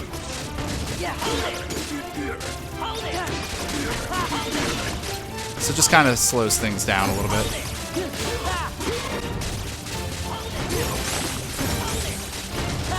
Okay, I thought I was going to get hit by a bomb there. I was trying to slide dash away. Alright. That was actually not bad. Because of where Chicken Little was, the firecrackers were kind of working out okay for me. So it wasn't too big of a deal.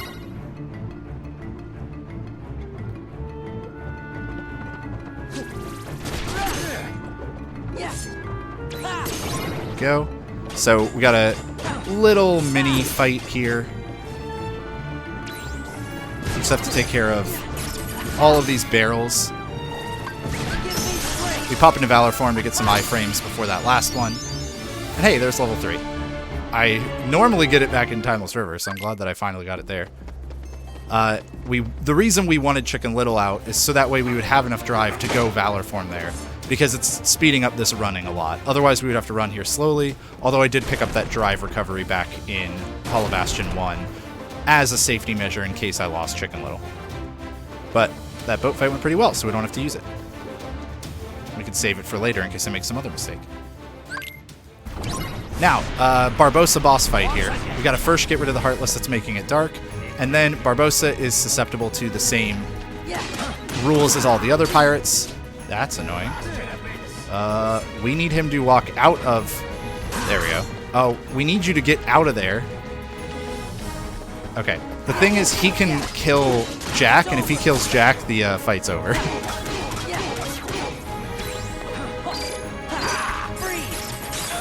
There we go. Okay, good. So we can freeze him just like the other pirates. Oh, I didn't get the blizzard off quickly enough because I was trying to position myself better. I want to keep Barbossa away from the shadows as much as possible, which can be a little bit tricky to do at times. So I was trying to reposition there. I should have either just done a reflect or blizzard a little sooner. I thought I had just enough time. It was also an unlucky spawn for the Heartless to show up in, but that's okay. That was also quite unlucky. We're just gonna hope that he comes down soon. Please come down, sir. Please don't kill Jack before I can get to you. Okay. I was really hoping to push him out with that. Yeah. Barbossa. It's being finicky today. Barbossa's usually not too bad of a fight, but you just kind of have days in this game, when you run this game, where certain fights that are just not an issue will just decide to be an issue like 4 times in a row or something, and then you just gotta chalk that up to, alright, well, it is what it is. See, now this is more of the opening that I'm expecting out of him. So now he'll try to attack me, I can reflect. He'll kill Jack because he didn't get stunned by my blizzard. That part's not supposed to happen. I think him not getting stunned by the blizzard there has something to do with like the fact that he's taking damage from reflect or something. Like I said, sometimes fights that just aren't a problem will just decide to be a problem that day, over and over. Don't jump up there. Come down. Come down, sir. Thank you. Alright. Now he's in a much better spot. It's good. Oh boy.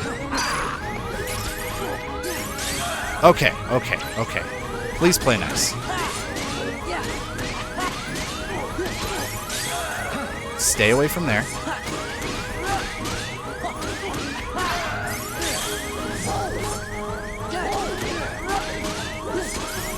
Okay, there we go.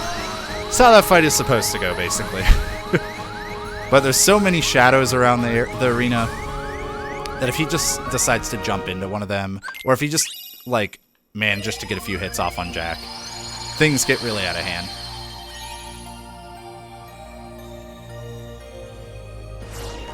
So we're going to head through Agrabah now, or through the gummy mission to Agrabah. We only have 2 more gummy missions to go for now, like for the kind of immediate future, and then later on we'll have 1 more at the end.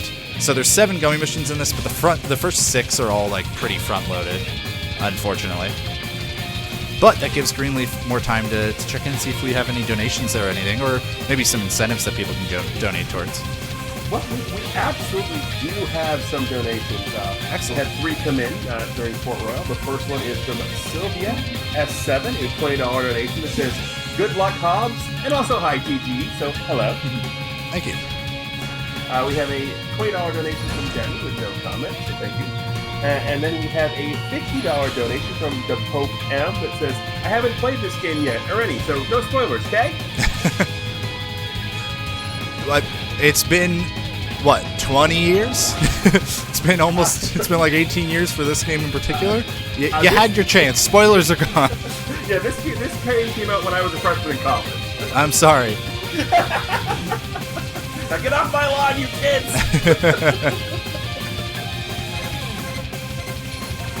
Yeah, I'm sorry. We're going to have to talk about spoilers, like how Darth Vader is Luke's father. It's just, it is what it is. That's a Disney property now, so that joke kind of makes sense. It does. There are rumors that Star Wars is going to be in Kingdom Hearts 4. Yeah, and people can be wrong. It's okay. I mean, it's not any crazier than Sora having an apartment. Maybe not. I don't know. And yes, chat, trust me, the lower my volume is, the better it is for everybody involved. Are you ending up quite a little low on the stream end? I could adjust it if we need. That's what chat is telling me. All right, I could adjust. I think this game can be loud at times, especially when we get such rockin' music as this gummy mission. So I will adjust it in just a moment. No, the only song that I care about from this entire game, and don't get me wrong, the soundtrack is great, but I'm waiting for The Other Promise. Oh yeah, The Other Promise is really good. But, I mean, this one's just such a banger, you know? You could dance along with the gummy shit. It's great. Now you got me shaking my shoulders along with the gummy shit. Thanks. Y'all can't see me on camera, but I'm doing it. Alright, I have adjusted you. Hopefully that should help a little bit. Alright, onwards we go into Agrabah. I'm going to scroll some notes again. There's a lot to remember in a 3.5-hour RPG. A lot of menus and whatnot, so always good to have some notes handy. Last marathon run I tried to do, I did not have notes super handy, like super readily available, and it was a mistake. So there's another fight we're going to intentionally take damage on. We're also going to take our first trip to a shop, or well, not our first trip, what am I talking about? It's our third trip. We're buying a bunch of ethers now. That's just so we can kind of restock for the mid-game. And we've been, you know, swapping Goofy into our party pretty much every chance we get in this run so far. We're actually not going to do that for once. We're going to leave Donald in. We're going to tell Aladdin not to do anything. We're going to take his stuff. And then we're going to put on Aerial Spiral and High Jump. And we're going to take off Goofy Bash. The reason is we just got access to Wisdom Form. So that's why we're keeping Donald in the party, so we can use it. And Wisdom Form levels up a little differently than Valor does. Valor is just dealing hits while you're in the form. Wisdom Form specifically levels up by killing Heartless. And we really want to level up Wisdom Form because you can see this little dash ability I'm using. Well, that ability is called Quick Run. And if we can get Wisdom Form to level 3, then we can get Quick Run unlocked on Base Sora. Because right now, see, I can only still just walk when I'm not in that blue suit. So we do a little bit of grinding here and there on a lot of small enemies. So that way,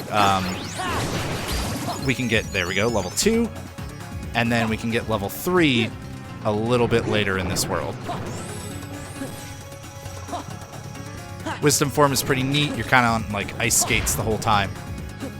You can also move forward with your magic at times, which is really fun and a neat little way to just kind of save frames here and there on some movement.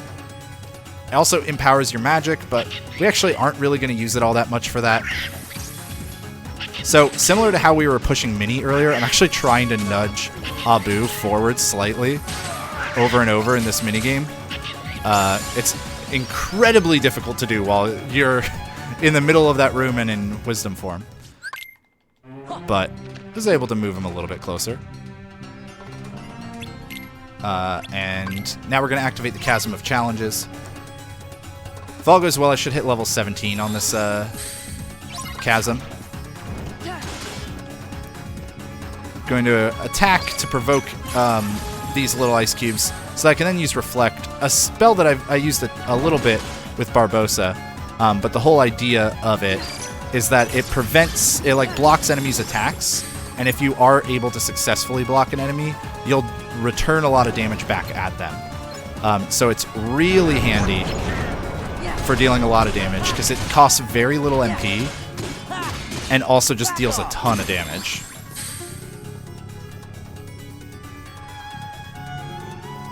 Now, this enemy we're going to provoke with a Blizzard, we're going to Reflect, and we're going to Blizzard again, we're going to Reflect, Blizzard again, Reflect, and then we're going to finish him off with some air combos. So now remember how I said Trinity has like the form if you have Donald and Goofy with you and the form if you don't? Well, I'm going to use a Reflect on this enemy coming up here, and then Trinity to snap to it, pulling the Reflect over to it, which is going to allow that damage to apply to the enemy while also doing the Trinity damage. So it's really nice. And now we're going to try to get Wisdom Form to level 3 here. It's really important that we do so, because there are a lot of really small, weak Heartless in this room.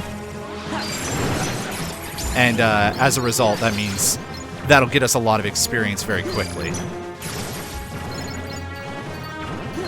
So every Icy Cube that jumps at me, I'm paying attention to and then trying to parry. There's our level 3. We're also going to get a bunch of the Magma Globes as well.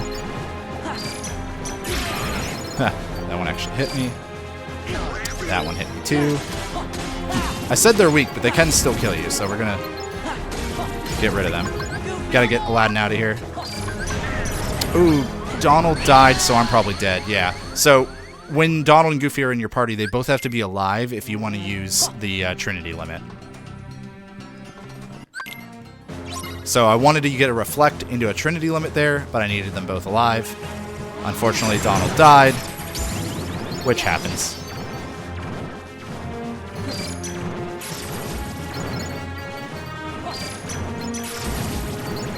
Alright. There's our level 3. Please attack me. There we go. So the thing about the magma globes, or whatever they're called, is they're really hard to, like...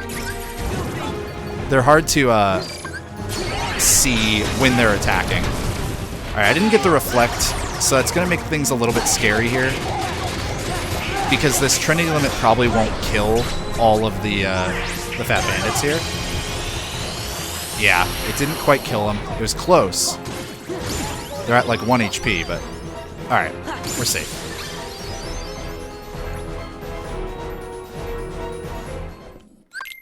But yeah, hopefully I've been accurately demonstrating how easy it is to die everywhere in this run.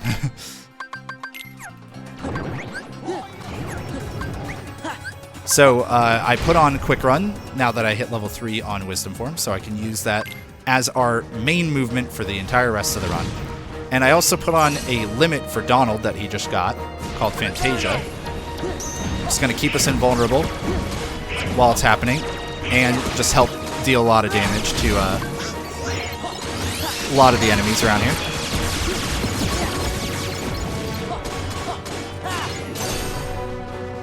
This is kind of a phase that just goes like back and forth. It's a little weird.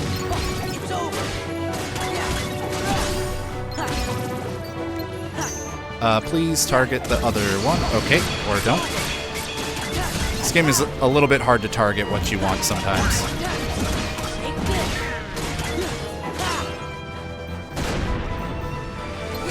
I had to wait for this enemy to come down. Now we deal as much damage as we can in Valor, and then we finish it as regular Sora. Alright, that does it for Agrabah.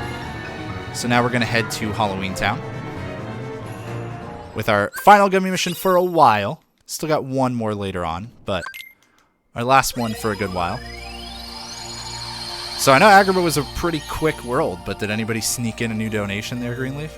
Unfortunately, we do not have any new donations. But come on, we have a gummy mission, chat. Let's go! Yeah, let's get some donations in there for No Kid Hungry. Really appreciate it. Any amount helps that you're able to donate. And again, like Greenleaf was saying earlier, please feel free to share the stream and just let people know, that it's going on.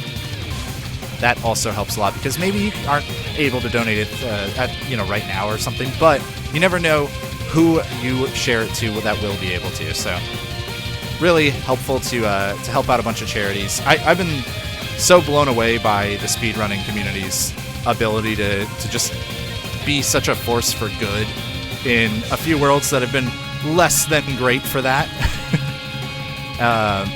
Did I say worlds? I think I might have said worlds instead of years, but... You definitely said worlds, but that's okay. We're playing Kingdom Hearts, it's fine. We got KH on the brain.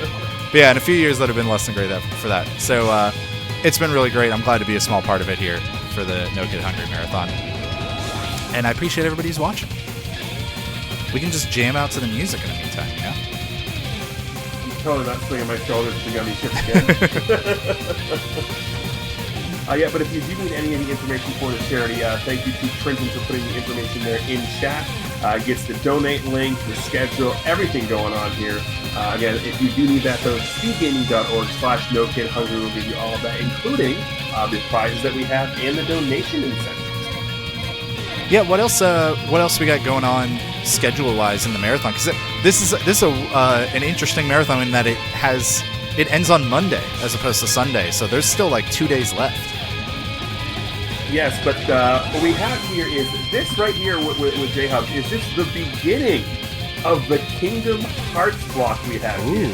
Yes, because not only do we have this any % critical mode run, coming up after this, we've got I Bail All Day with Kingdom Hearts 1FM and 2FM, the max level super boss run. Interesting. Okay. Yep, and after that, we've got an any % Aqua beginner run for Kingdom Hearts Birth by Sleep Final Day. That's awesome. Yes, and then to finish up a little bit of the early morning stuff, after Kingdom Hearts, we've got the Hard Corpse Uprising, and there is a donation center for that, which I'll get to in a minute. And then we have the Super Mario Bros. 3 Randomizer, and that donation incentive did get met. So that Randomizer run is going to be one-hit knockout. Ooh, that is very scary. Really cool runs coming up, it sounds like. So settle in, folks, if you're somewhere that is not going to bed soon, or if you're an insomniac like me and you're going to be up all night anyways, hey, keep the stream up. Yeah. Keep hanging out. So those 2 donation centers for Hardcore Uprising. First one is a bid war for colors. You can choose the color. The options are silver, blue, green, yellow, orange, black, pink, or black, yellow. The correct answer is black, pink. Don't ask me. I'm fine with that because black and yellow are Pittsburgh Penguins colors, so I don't want that. Heck no. Heck no. And then, of course, the other one is another bid war between Gunnar and Sarian. So, again, get your donations in. If you want to contribute to any of our donation incentives, just mention it in your donation comment. All right, off to Halloween Town we go with our newfangled movement tech quick run. We also got a new summon called Genie. We're going to use them here, but not really for any particularly awesome reasons, just because it's going to get rid of our party members. We're going to also put on a few abilities here. Let's go. But yeah, so Genie's going to come out, get rid of our party members, which just means that we can quickly take a death in this section without Jack ruining things by, knocking all the enemies around. Because that's another one of those fights that we can progress by losing enough HP. Yeah, quick run, you can see way worth the small time investment we made. It's significantly faster than just walking around everywhere, even here at level 1. We're never going to upgrade it past level 1. But we will take advantage of the fact that that Wisdom Form will have a level 2 version of it. Alright, so now I gotta do a particular strat here in order to experience boost. So I'm gonna deal 2 reflects, then I'm gonna get hit intentionally. And then I want to stun this enemy. Now, unfortunately...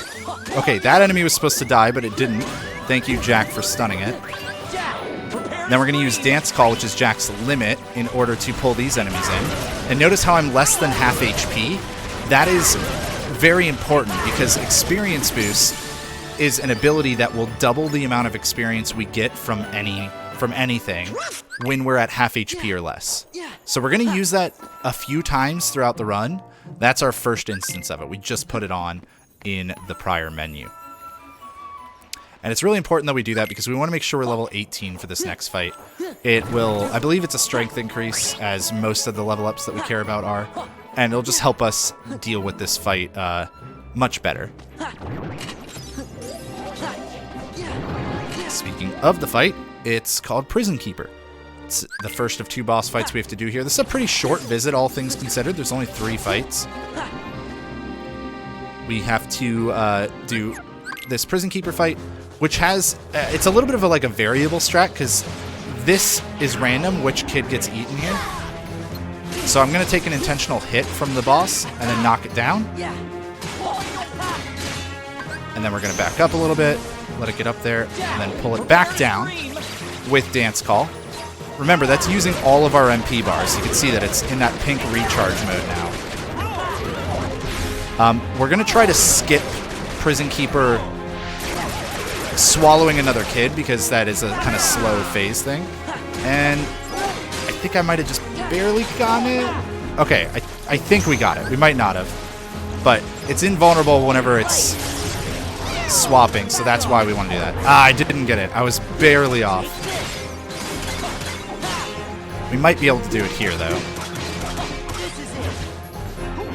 Okay, yeah, I think we skipped one there, at least still.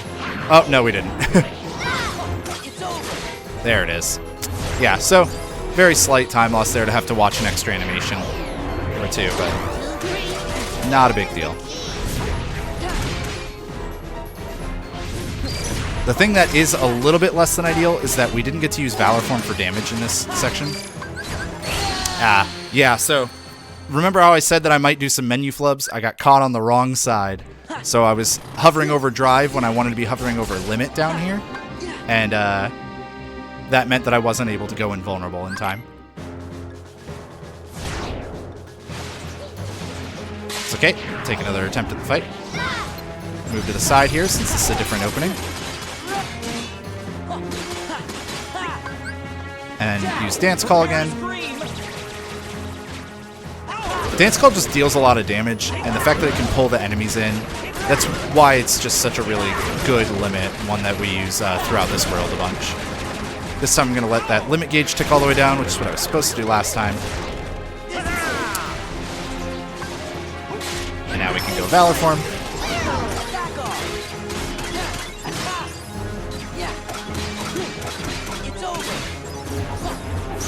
Alright, so this time we did skip one of the child phases.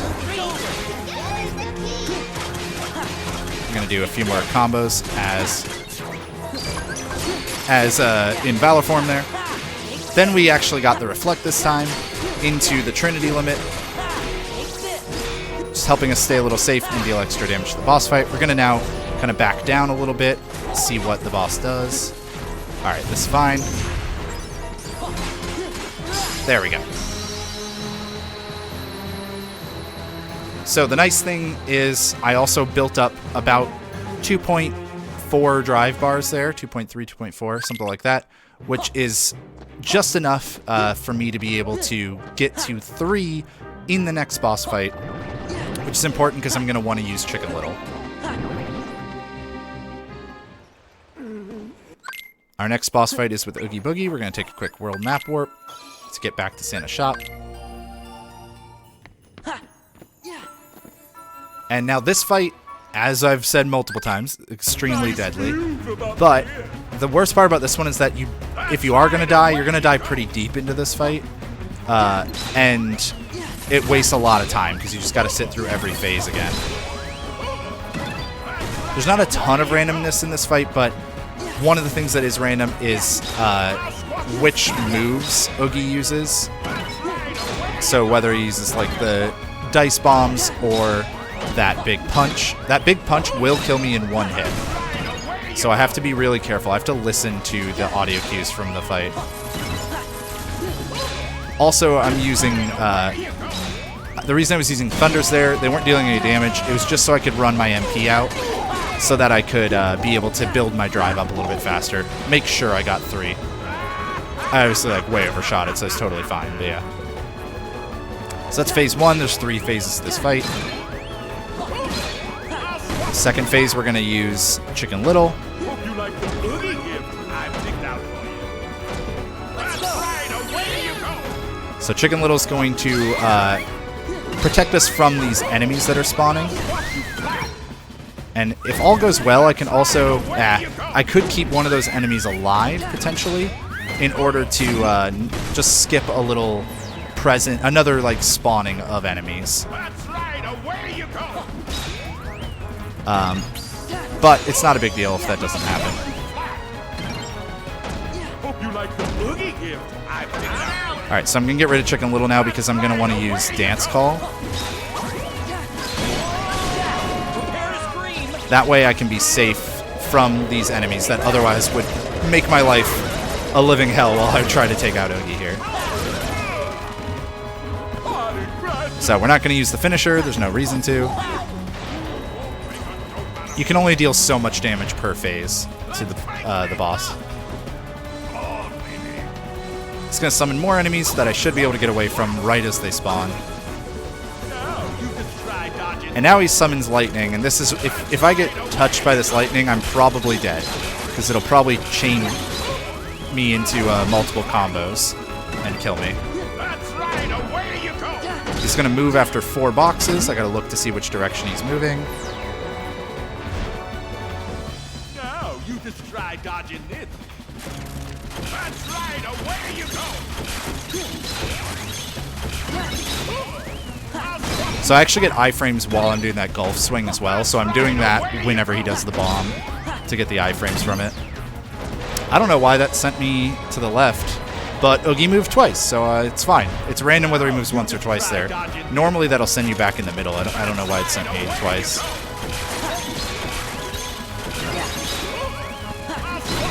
Alright, one more box and then Oogie will come down here and we'll kill him.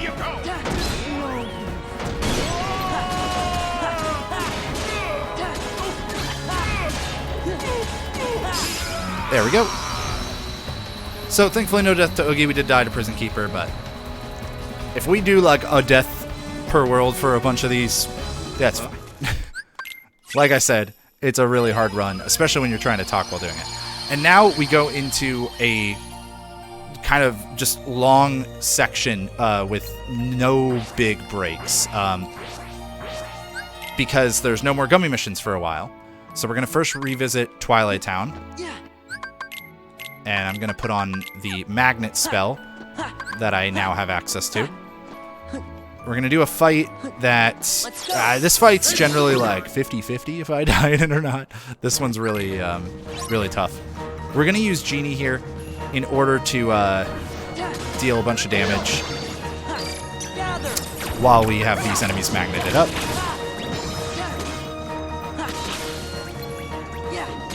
Alright, it's a good start. And then we're going to get the weapon from this larger enemy and use it to beat up all of the enemies here. That move I just used to pop it into the air is called Finishing Leap. It's really great. We're going to use it a lot. Okay, this might be good. I think we're going to be good. So hopefully everything should die here. Nice. Okay, great.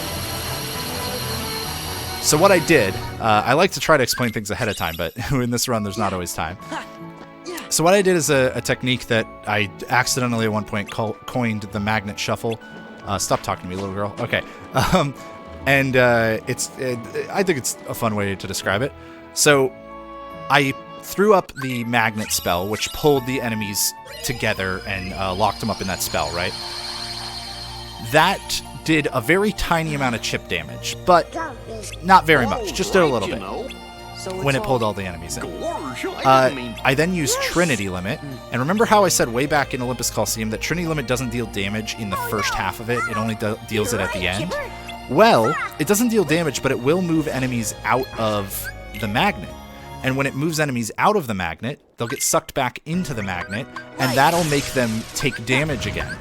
So you do this, like, shuffle, basically, of very, very rapidly enemies are getting pushed out of a magnet while also being pulled back into it. So they end up taking a lot of damage. It did about 75% of the health bars for each of those large enemies. And then, on top of that, we can use the finisher afterwards to end things, to deal more damage based on the number of hits that happen. The other nice thing about that is it's not only good for dealing damage, but it will also help refill your drive gauge very quickly. So it's kind of a nice 2-for-1 benefit there. Now, while I've been explaining that, I've been moving through Hollow Bastion, we're heading over to Space Paranoids, or Tron World.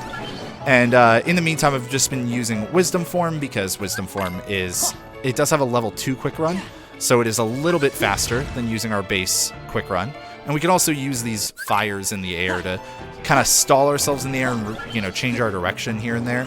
So it's really handy to just be able to do very minor movement techniques like that here and there.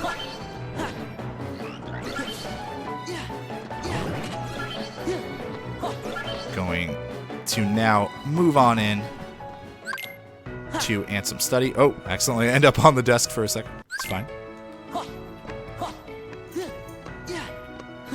Alright, and off into Space Paranoids. When we first show up here, there's not too much we're going to be doing. I want a slide dash, please. Thank you. We're going to just kind of take a very quick visit in order to say hi to Tron, steal his stuff, because that's what we do with our party members. What's up? Thanks for the ether. Bye. And we have one little mini game we got to do as well, where we need to kind of find the box as you find this red box as everything gets shuffled up. We kind of have a little bit of a pro tip or hack or cheat or whatever you want to call it for this mini game, which is that they're always going to move about 2.2 revolutions, and you can use Wisdom Form or any Drive Form Explosion to not have to pick out the box exactly. I actually did know which box it was. Oops, but it's faster to just use the explosion anyways, because we want to use Wisdom Form to move through here. So we're going to take a brief dip out, so that way we can say hello to Mickey, get Master Form, another useful Drive Form, and also get Stitch out of a chest. He's just sitting here. He's just hiding right here. Ukulele Charm gives us Stitch. But the thing is, actually, in like some really recent routes of this category, they've actually routed Stitch completely out of critical mode. I'm not good enough for that yet. So we're taking a slightly older, slower route in order for a little safety. That's unfortunate. Okay. So I took damage in this first part. This is a 2-part minigame. I hate taking damage in the first part because if I do, it means I'm one shot in the second part. This minigame sucks on critical mode. I don't know who is like, oh yeah, just make it 2-shot them. That seems fine.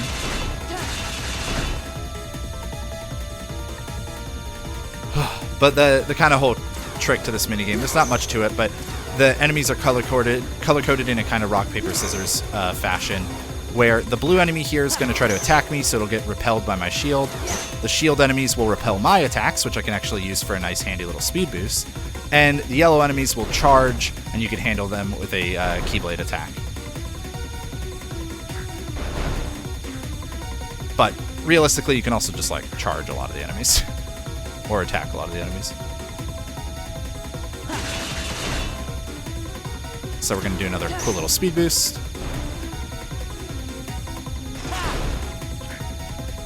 Oh, I am shocked I lived that. That was because I got hit by one of the blue ones. Ah, yeah. I was trying to charge that enemy to prevent that from happening, but didn't quite get it. Honestly, I deserved to die when I first went for the greedy attack on the enemy regardless, so I guess not greedy, but I was hoping that the enemy was not going to use its shield. So in other words, I lost rock, paper, scissors. This is another one of those things. I haven't died to a light cycle in a while. I was overdue. I am particularly bad at this minigame. Okay, I just gambled that they were on the left side and charged, and it worked out. So now we're at full health, so now I can actually take a hit. It's still scary. I could still die again, but we don't want to. As you can see, I had to do both parts of the minigame again, as well as picking up Stitch, so you really, really don't want to die.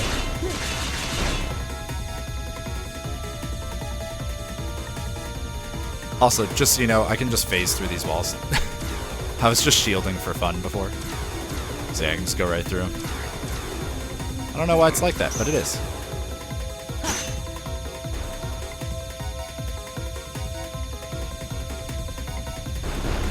Alrighty.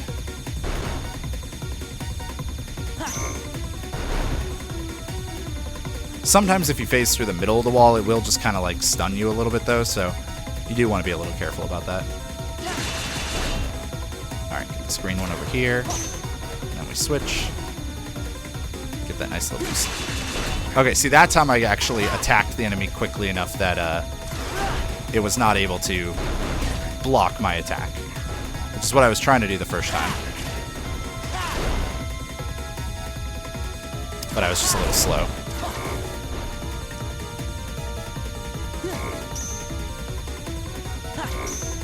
Alright. So now we're home free. We don't even need to block these, but I do for swag, and we do a cool little dance on the ending there. Alright. So now we're going to do kind of our only, like, major grind section. And even it's not that major. But we are going to try to get a little bit of experience in this upcoming section with the use of Stitch and the experience boost ability I was talking about before. So I'm going to take an intentional hit there so that I get low health. Stitch will actually slowly heal us over time, so I don't want to get just to half health, and I actually do need to get lower health. And then we're going to participate in this little, like, screen minigame thing. The first two... that's unfortunate that they got knocked away. The first two phases of this, we just want to clear out the enemies as quickly as we can.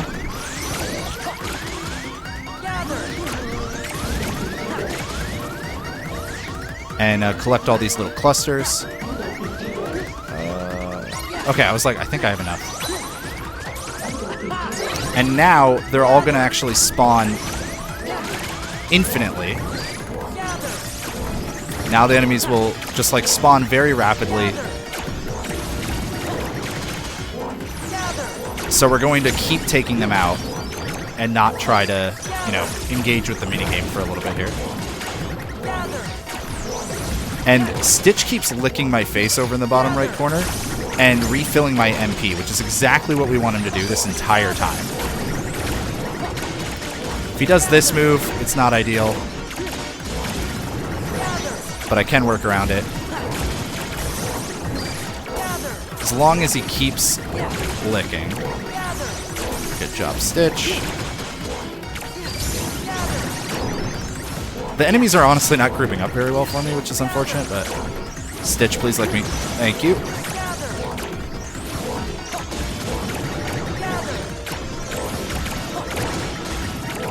Yeah, so this has been really slow, but that's fine. Because we're going to get to what we need to get to. And I'm actually able to hold on to a couple ethers here, so that's nice.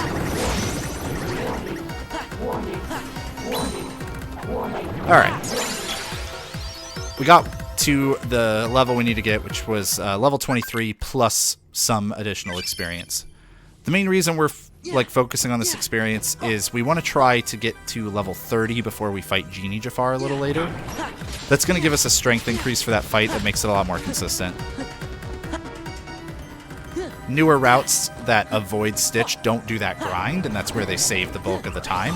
They lose a little bit of time in some other fights. Whoa, I have never seen this thing chase me down. Whoa, that was scary. But yeah, so newer routes don't have to do that grind, but they have to lose time in other fights and also make them significantly scarier, so.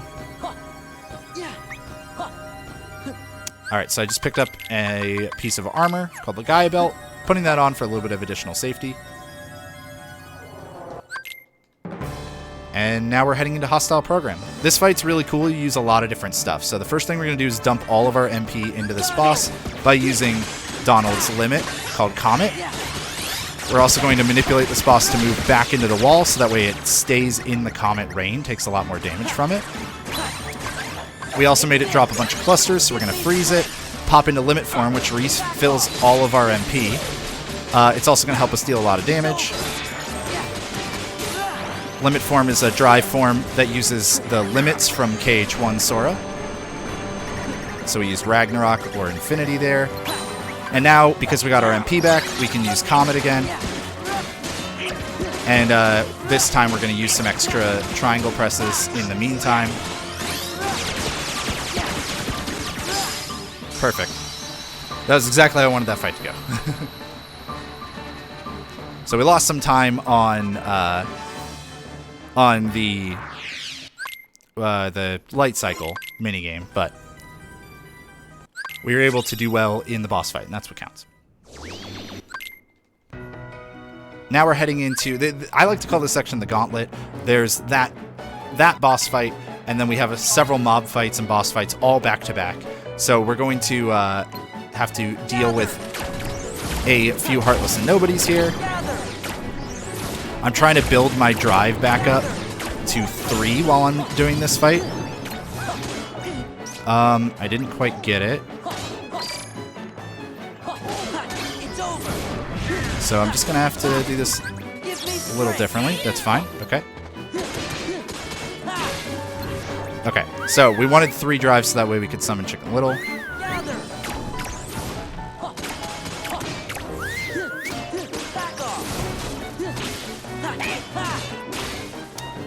There we go.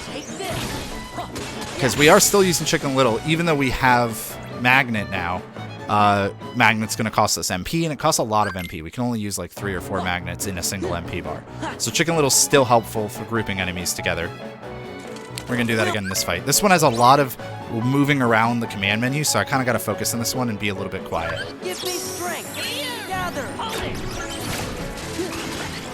Gather. Gather. Using Ether here. Chicken Little pulls him in. We use 2 fires. And then a Trinity with the Magnet Shuffle. Ooh, perfect. So that gave our drive all the way back up to 5. Like, it filled it back up while also finishing off the fight quickly. That strat is really cool when it goes well. And even though I wasn't able to, like, give you the best camera work for it, it still looked, I think, really cool. It's really helpful. It's really a neat strat. So now we're going to get to about 30 water clones here.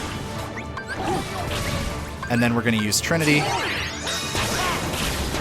It's going to help us take out a lot of the clones. And deal a bunch of hits, so that way we can deal a lot of extra damage to the boss. Look at that health bar. Then a combo into Limit Form usage to knock him up. We use a ground combo, and then Ars Arcanum into a ground combo. And then Reflect into Comet for iframes.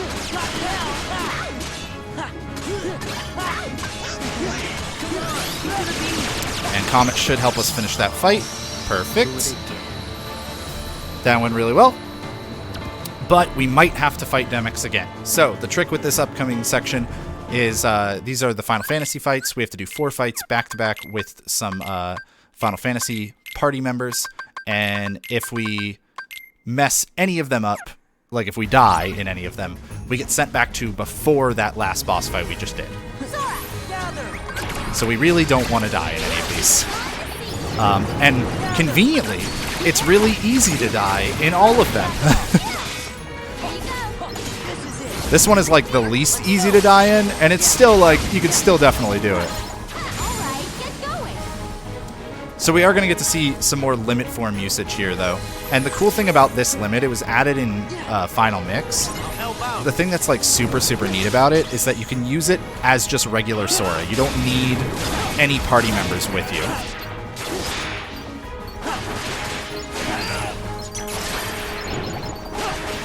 Alright, these large enemies are called Morning Stars. They suck. We're going to focus them pretty hard whenever they're in any of these fights. Good. We're going to pop an Ether in this next section while we wait on the camera to kind of snap back anyways. Oh, that's not a great start. We're going to throw a potion.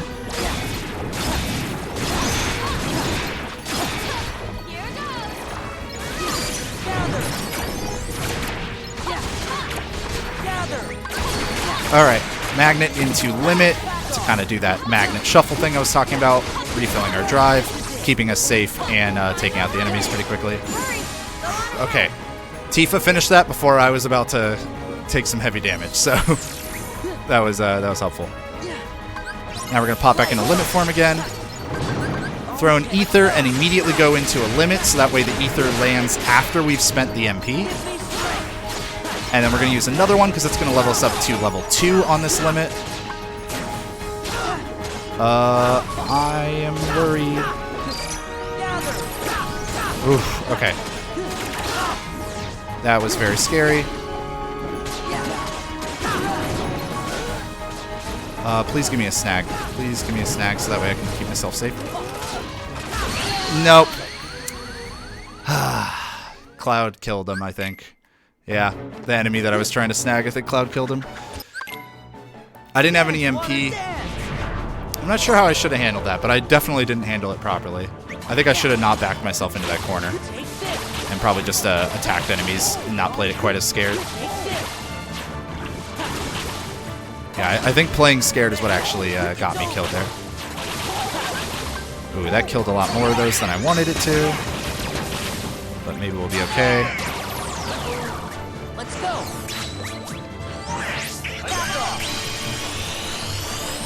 Yeah, we're pretty under-damaged here. Let's go.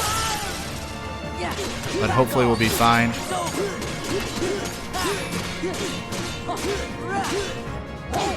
Take this.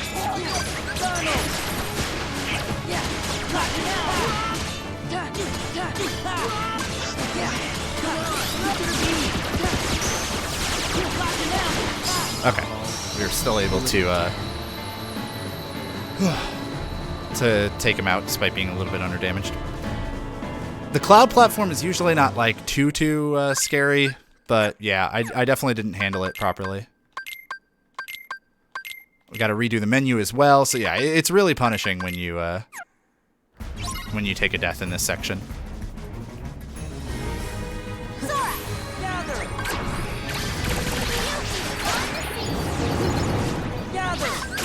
So there's that magnet limit again, filling my drive gauge all the way back up while keeping me safe. Let's go. Let's go. There we go. So the way that limit form levels up is by using those limits. So like I just did a sonic blade right there. Help out. It just, whenever you use those, if you get to the end of the limit, then it will give you 1 experience on limit form. So we want limit form to be slightly higher level for some strats later. We want it to get it to level 2, which is why we use it so much in this section. And it's also just a really useful tool when we're alone.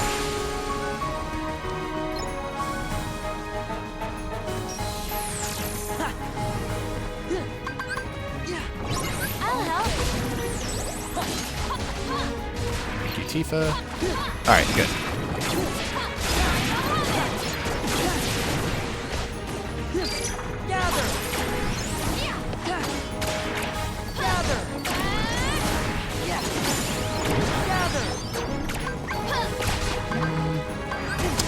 We're still going to do a limit here. I didn't place that magnet where I wanted to, which made things a little scary, but hopefully, yeah, I was going to say, hopefully Tifa will just take care of that Morning Star, and I'll take care of this one, and we'll be fine. Alright. Attempt number 2, Cloud.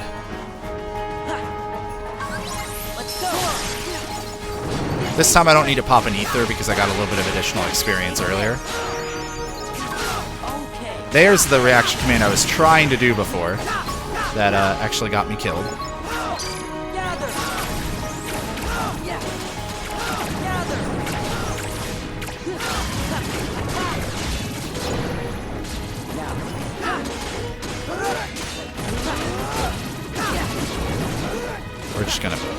We're just gonna let Cloud handle things and pick up health orbs.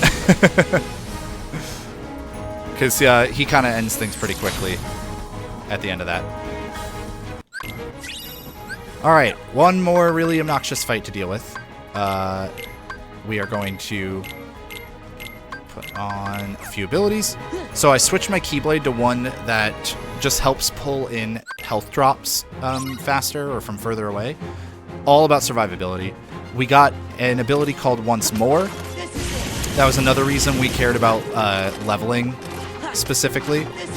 Once More allows us to survive a combo attack at 1 HP, as long as we aren't already at 1 HP, but only if it's a combo attack. A single big hit can still kill us from full health. And there's going to be a lot of those in this run.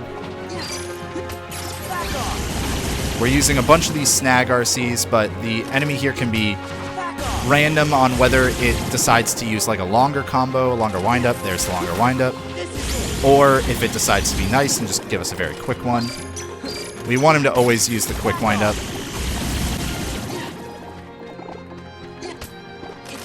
I'm also doing camera manipulation here in order to kind of... Whoa, I didn't see that enemy. We have to go into limit form here to refill our HP. Yeah, that sucks.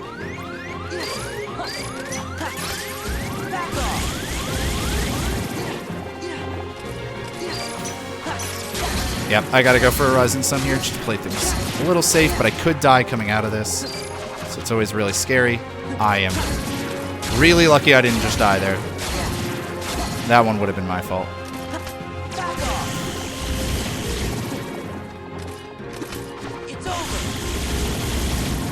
Okay.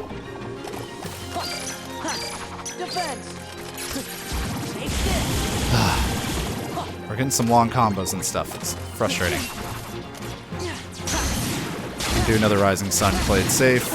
Which, Rising Suns are like not all that safe, but sometimes you gotta do them.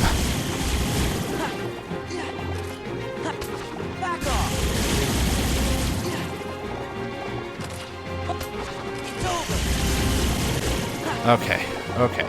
Spawn in the last couple enemies. Alright. We're out of there. Whew. Rough world at times. That's kind of the end of our little gauntlet, as I like to think of it. Does not mean that we're, you know, the pace is slowing down at all, really, but now our time losses are back to their normal time, you know, their normal amounts of time where, oh, I die and I have to redo the fight that I was in. Not, I die and I have to redo 5 fights in a row. Just this feeling. Or kill 1,000 Heartless again. What if the Heartless... But Sora, So, why? really, really big scary section. We're gonna head to Beast Castle now. We need to first make a pit stop over here so that way we unlock a warp for ourselves for later. And then we're going to switch Beast over to Donald here. So that way we can use our group Trinity. Hopefully an enemy's going to warp to us. They did.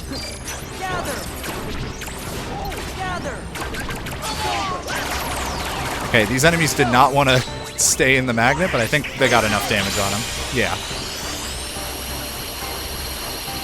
So we're coming over to Beast Castle, but we're actually not going to finish this this visit yet. We're at the point of the game where we need to do another lap through all the Disney worlds. But in this particular one, we're not going to finish it yet. We're here for a particular item. And for another reason, and that is RNG manipulation. So I'm going to go back and forth through these rooms a few times, a specific number of times, obviously. And that will manipulate some Heartless called bulky vendors to show up in some later rooms. And that's really important because bulky vendors give a lot of experience, and we can combine that with experience boosts in order to set ourselves up for the rest of the run. So now we need to switch Beast to Goofy, we need to put on Guard Break, and we're going to put on the Rumbling Rose Keyblade that we just got, and put Hero's Crest on Master Form. Oh. Close enough. We're trying to go to Port Royal.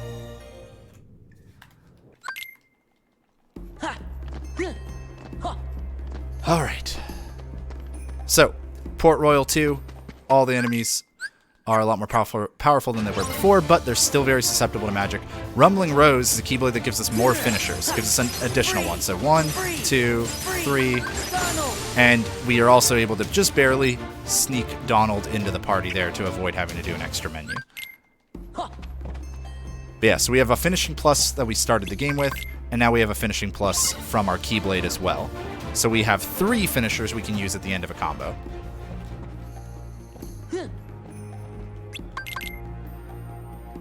Alrighty, we're heading into another boss fight. This one is Grim Reaper 1. This fight's a bit of a pushover. You can kind of waste your time, but it's unlikely that I'll die here. I have done it, so it is possible, but it's unlikely, I'll say. Oh, see, I can take damage. So unfortunately, one of those whiffed. It should be fine. Shouldn't be that big of a deal, but...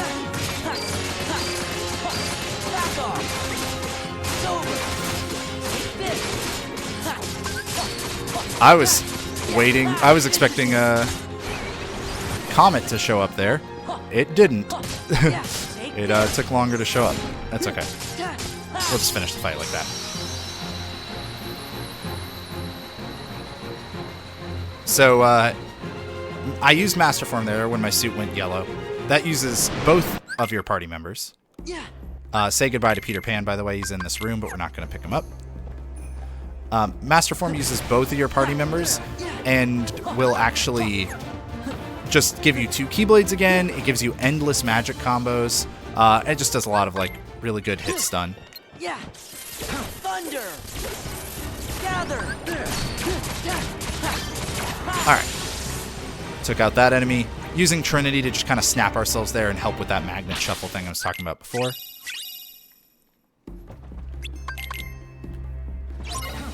And the other thing is it helps increase our drive recovery. So we're going to do that for the next few medallions, or the next few gamblers here. These are nobodies that have these medallions we need to collect for plot reasons. Gather. It's over. So we use Guard Break, a powerful ground finisher, and Magnet. Hello? There. Please pick it up. There we go. Yeah, we use Magnet into a powerful ground finisher, into Finishing Leap, which is another powerful ground finisher, but also a also lets us get up in the air. And then we use Horizontal Slash, that little like back and forth ability that I just used twice in a row. Gives us a lot of good hits in a single portion of our combo. Oops. And now we should... I'm going to get rid of my MP there so that it's maybe slightly more likely that Stitch is going to refill it.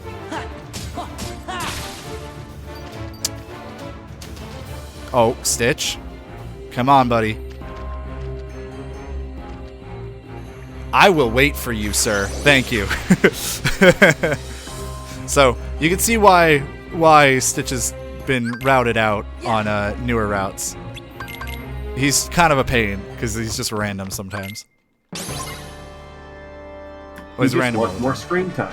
Yeah, exactly. He's like, I'm trying to help you out, buddy. Get more followers. Oh, great. Stitch the spam bot. Yeah. Alright, so this boss is a little tricky. I'm going to try to do an infinite combo here. Let's see how it goes.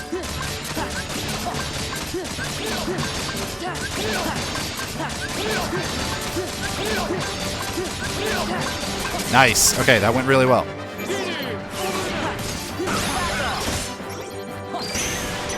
So, I was using Genie's ability to change forms to reset my combo over and over, which just let me do a lot of damage very quickly to that boss without letting it teleport away. And now we're going to wait and hope that this boss doesn't use that move twice in a row, but it did, because of course it did, so now we have to use an Ether. Alrighty.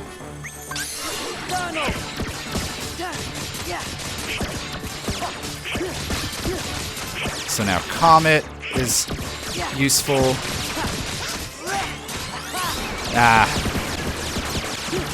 Unfortunately, I got a little unlucky. There's something weird about the 60 FPS versions of this game where you can get launched away from enemies at times, and that's exactly what happened to me.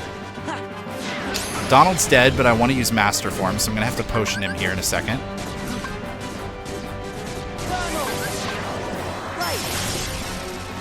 There we go. And Master Form's nice because we get a lot of thunder hits here to knock out medallions from the boss with only one use of thunder, so only one portion of the MP bar. And then we freeze the boss. We put everything in the chest.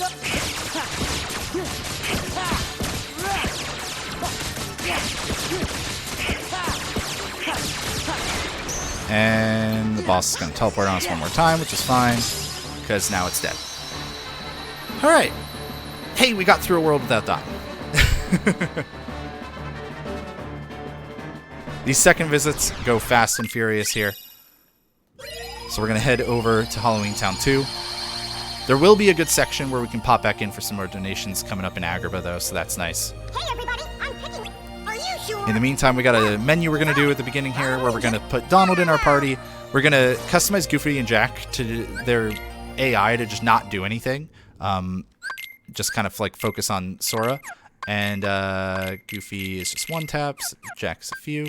And we're also going to switch Donald's limit that we have available to us right now to Flare Force. And the reason for that is we were just using Comet a bunch. Comet's okay. Flare Force is also called Duck Flare. It is an incredibly useful ability. It's a very, very useful limit. It deals a ton of damage. It got buffed super hard by accident, we think, in the 60 FPS versions of the game, specifically the English HD versions as well. So we're going to use that for a lot of fights coming up. Oh, I was also supposed to switch the party there, but that's fine. We'll just switch it here. Jack. Am I on? And then we want to summon Stitch. So now we're going to see those bulky vendors that I manipulated earlier. Let's go.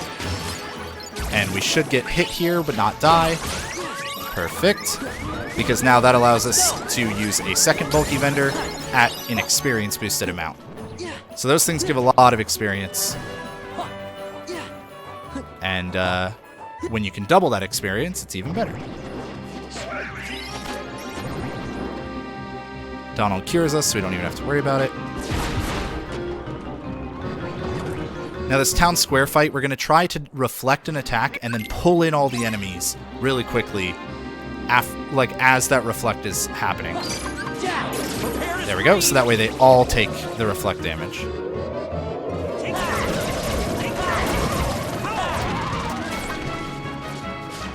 No! So one of the boxes spawned a little further away, like it fell a little further away. If you don't get all 4 of the boxes immediately in that fight, you're pretty much dead. Because some of the most difficult enemies to deal with in the entire game spawn. Some of the most difficult enemies to deal with spawn after that. And they'll pick up the present that you're trying to pick up.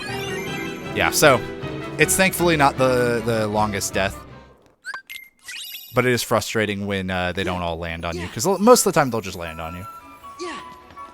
I couldn't see where that one was at first, or I might have had a chance to pick it up. Oops, I thought there was a cutscene there. There's not.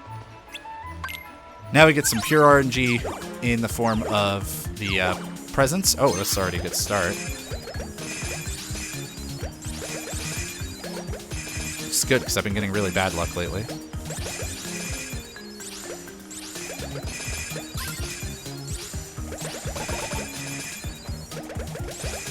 So we want bigger boxes. They hold more presents. We're still not getting like great luck. There we go. Those are the really big boxes. We really want those. They have like 20 or something. No shock. Oh, this one's that one's getting knocked away by the kids. All right. I didn't handle it perfectly. The RNG was okay. So I'll give the game a pass on that one. But we're heading into the experiment fight, boss fight for this world already. The second visits are super short. And this is where we're really going to start to see the power behind Duck Flare. So remember, anytime we use a limit, we're invulnerable. So that's that's one really good reason to use them. But also with Duck Flare, I can actually combo while it's happening, unlike a lot of limits where you can't. So I'm going to put the pieces of this boss back together. I'm going to wait just a little bit on MP. Oh, that's not what I meant to do. How did I do that? Okay, we're fine.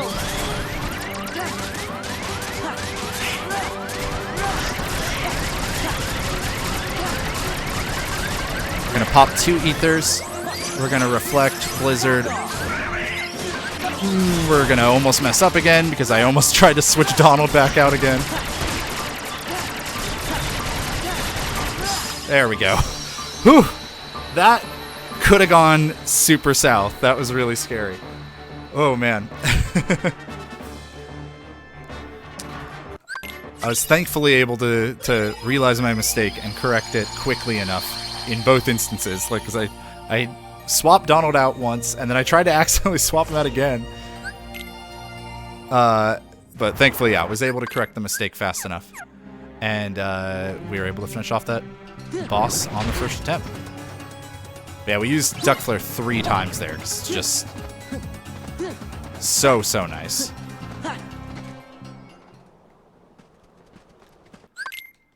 So bulky vendors also showed up there, by the way. We could use them there, but we shouldn't need to. If everything has been right with our experience so far, which I think it has, we shouldn't need to grab them there, so it's just a little faster to avoid it. Now we have a couple carpet fights. These kind of suck because you're on this carpet, which is a little unruly.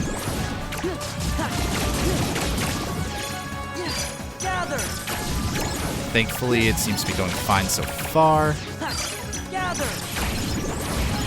Alright, good. That fight went well.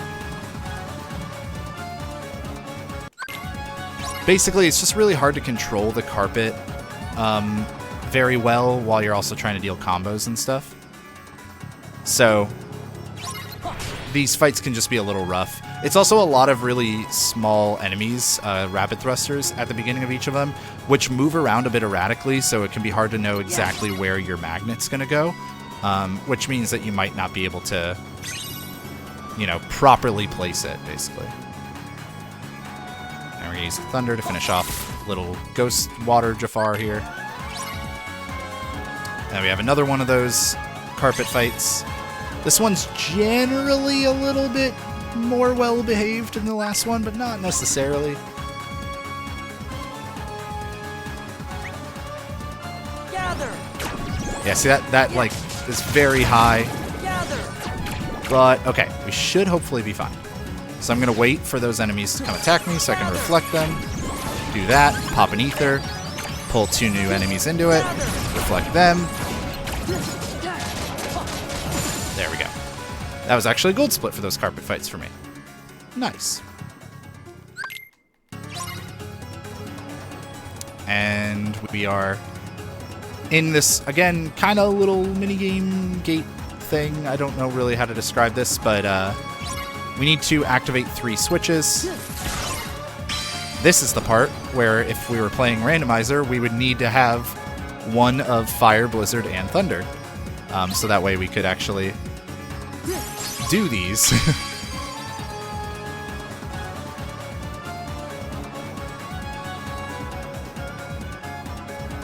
And last one here. Good. And now I'm about to head into an auto-scroller. The only important thing about this auto-scroller is that I need to get level 30 during it, which should happen. If everything was right with the experience, we should be fine. Yeah, it should be good. So now is a really good time, Greenleaf, if you would like to talk about any donations or anything else going on with the marathon. Oh, absolutely. First things first, we did get a $10 donation from Lux Gold that says, really enjoying the marathon today, seeing lots of incredible streamers. Was so excited to see a KH2 run, but it's cutting into my replay of KH3. Hey, that's never sounded like a better decision to me. see, here's the thing is, if you're playing the PC versions of anything, then this is why you have multiple monitors. One for the game you're playing, and one for the game you're watching. You should see my monitor setup right now. I've got one monitor with donations, one monitor with the full game, Discord notes on half of my third monitor, and a link to Disney song lyrics in case I need it. At some point, there was also a recipes page on there. Oh no. Alright, so my experience can be a little close. I think we're going to be okay, though. But yeah, if there's anything else you want to tell folks about the marathon, remind them why we're here, or about any of the incentives, anything like that, now is still a good time for that. Absolutely. We are here raising money for No Kid Hungry, a charity dedicated to ending childhood hunger here. As for things to talk about, how about some prizes? So the way the prizes work is as long as you donate during the prize window, you are in the drawing to win the prize. The prize window we're talking about right here ends in about 30 minutes, and that is the Saturday hardware prize. That is the RetroTink 2X, the analog to HDMI conversion device. So that is the hardware prize for Saturday. And if we want to go into Sunday's hardware prize, any donation happening after midnight Eastern, that's going to be an EverDrive 64. Ooh, wow. Yeah, a couple of good prizes for some retro gaming. Oh yeah, the EverDrive 64. I'm very excited. I'm very excited to see because I'm not sure if you've seen this, but the Paper Mario randomizer just dropped, and I have been having so much fun watching that. Yeah, I did hear about that. Alright, so we are done with the auto scroll. We hit level 30. That was exactly what we needed to happen. So we're switching over to Decisive Pumpkin on our Keyblade now, which is a Keyblade that we picked up from Halloween Town, and it has a really big strength boost as well as the ability combo boost on it. So that means that the finisher star ground combos are going to be way more powerful. So we're going to use a lot of ground combos in this, despite being on a flying carpet. You'd think they would be air combos, but they're not. And if all goes well, I'll never see Genie's DM, his desperation move where he turns everything dark and becomes invulnerable. It's over.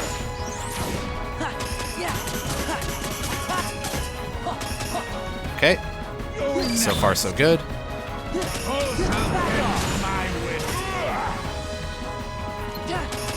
Back off. Missed out on a little damage there, but I think we're going to be fine.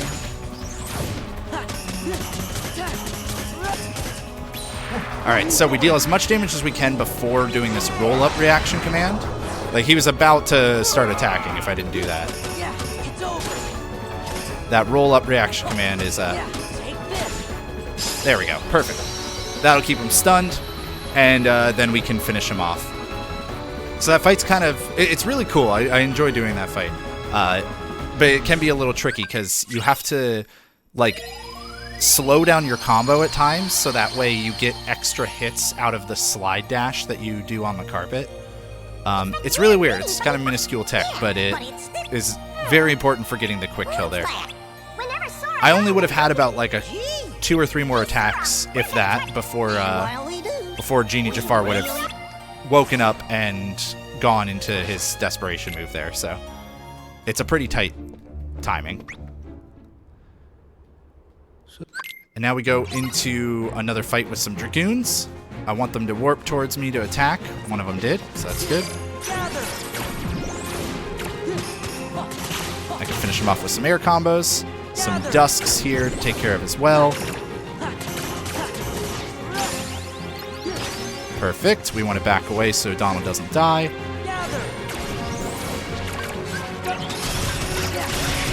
And then finish things off with some Duck Flare.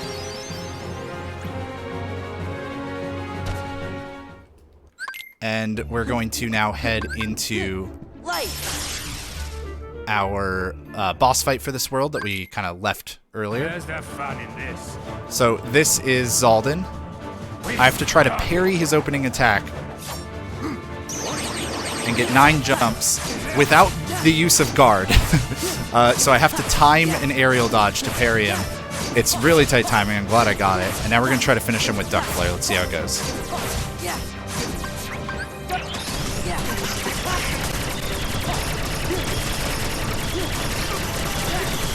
Nice. Very, very fast fight. A lot of people probably remember that fight as being this super frustrating, like really big, like he has this really big attack with this big like dragon thing, dragon full of lances and whatnot. But if we do it that way, the whole fight is gone so fast, and we never have to deal with that move. For a lot of people, that's where they get introduced to Mickey. And I don't blame you.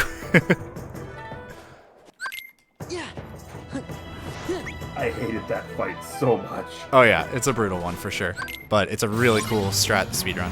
So now we're going to fight Riku. We don't have to deplete his HP all the way to 0, just to a kind of specific amount. I forgot to reflect there. Not that big a deal, just means I'm going to be missing a little bit of damage. Should be okay. This strat is not like... okay.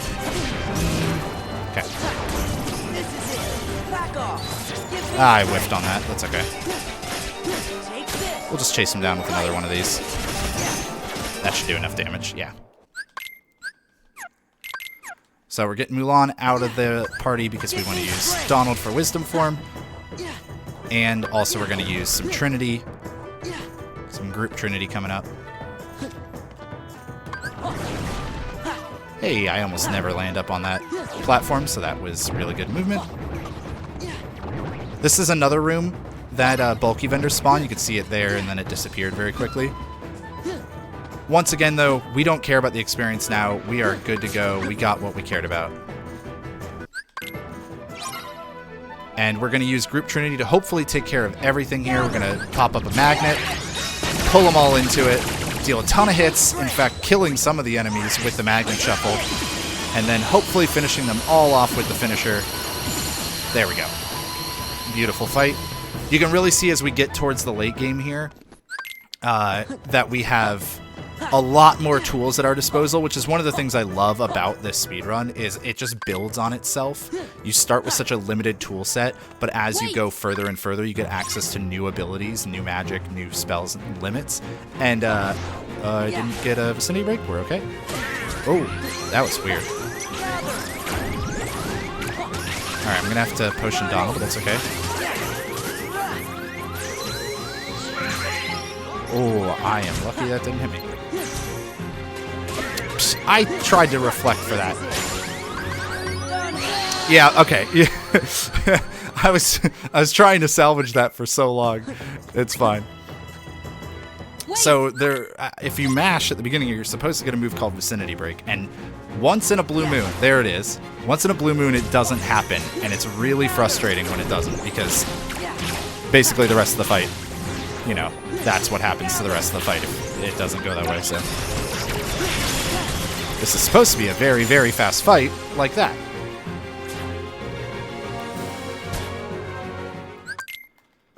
That's alright. We're going to head into Storm Rider.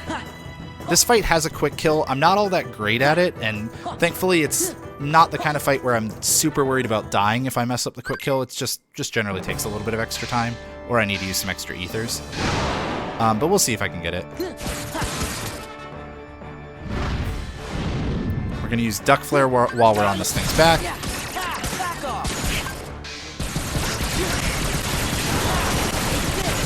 We're going to do a ground combo, and then a ground combo into an air combo. Pretty good damage there, so that should be good. We're going to summon Stitch and pray that he licks us. And if he doesn't lick us soon... Okay. Bummer, Stitch. Just means we had to use an ether, not that big a deal, but...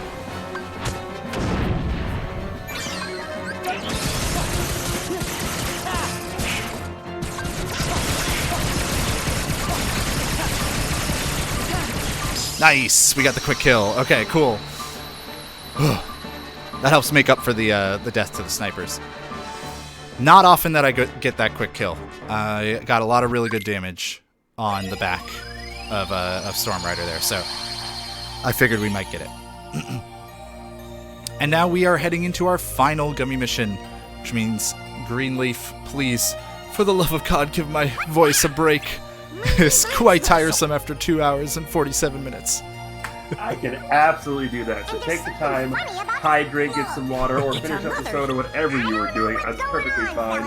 Those of you who have been here with us from the beginning, make sure you are hydrating as well. And also make sure you are going to speedgaming.org/NoKidHungry to see all of the information about the marathon that we are running today. Of course, some of the prizes, the incentives, and access to the donation link. Speaking of that, All your donations that you give throughout the duration of the marathon do go directly to the charity, and that charity is No Kid Hungry, the charity dedicated to providing meals for children in need, as well as supporting food banks and community groups that serve the areas that need it the most.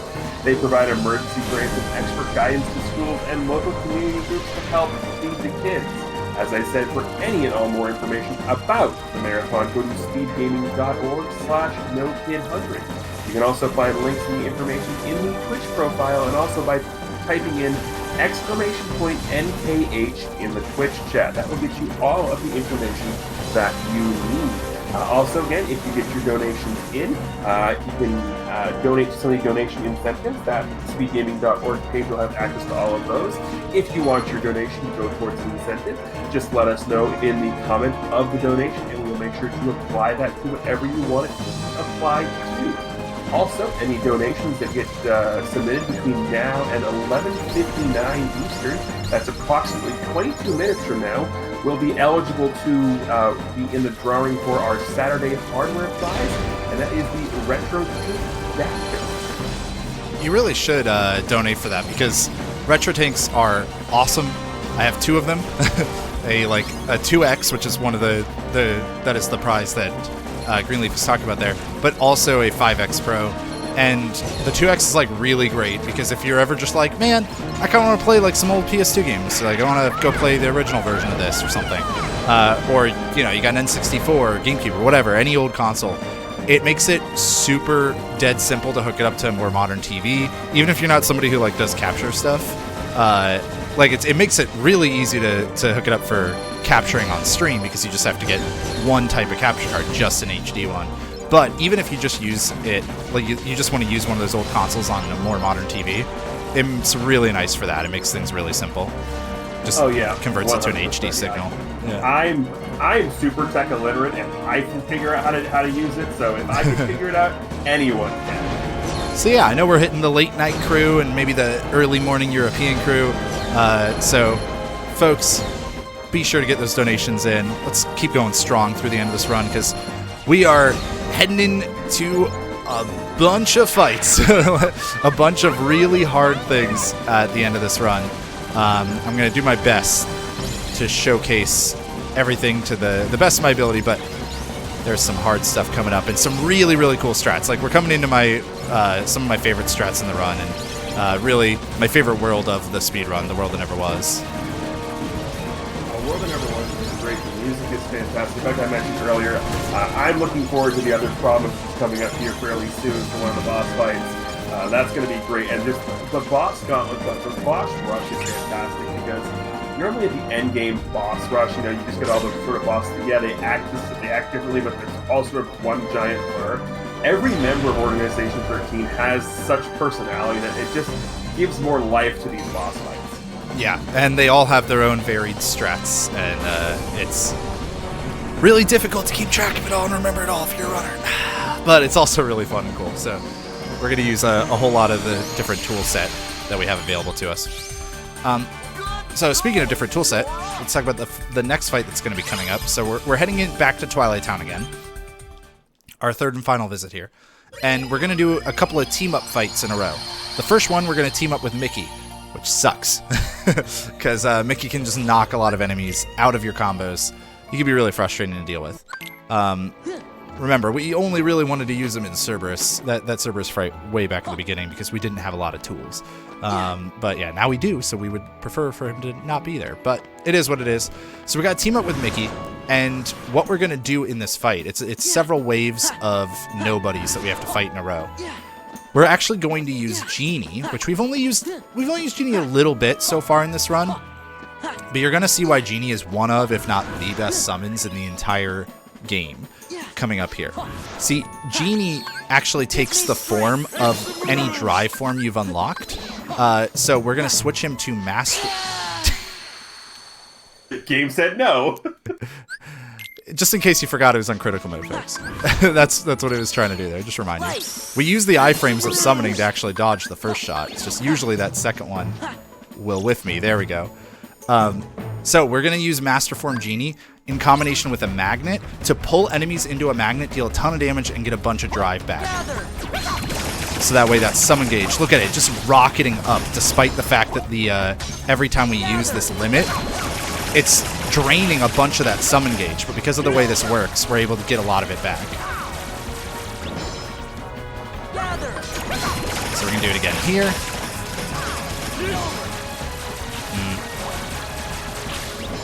Okay, that's fine.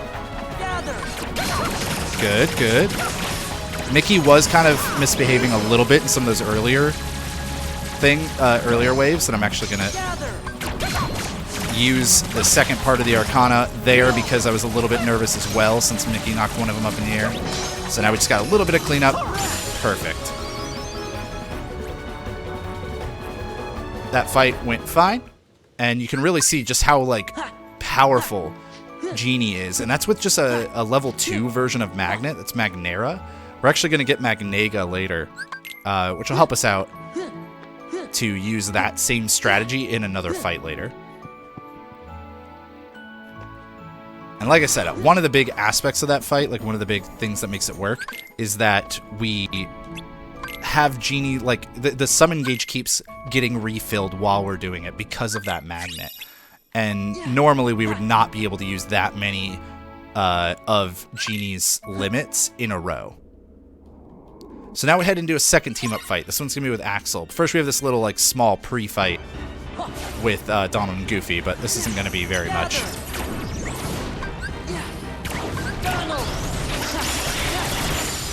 See. And now we're going to team up with Axel. Axel, like Mickey, can kind of mess with things, can kind of ruin things, but Axel can also be very helpful as well. We want him to kind of use a couple specific moves, one in particular, whenever we have a magnet up. So that magnet he just uses, like, okay, but it's not ideal. He so far hasn't used the move that I'm talking about. There we go. That's the move. That move is just a meat grinder of a move for the enemies. So we really want him to just use that over and over. There we go.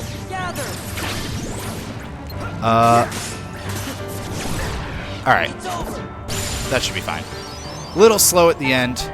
Weren't able to kind of keep the enemies corralled. See, they'll move towards Axel the whole time, but they also will kind of stand still sometimes when they pop out of your magnet, so it's a little weird.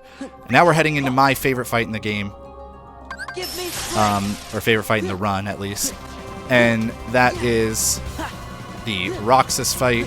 You've been hyping up the music the whole time, Greenleaf, and we're going to have a very tough strategy here. So I'm not going to really be able to talk during this one, but just pay attention to, like, how my resources get refilled.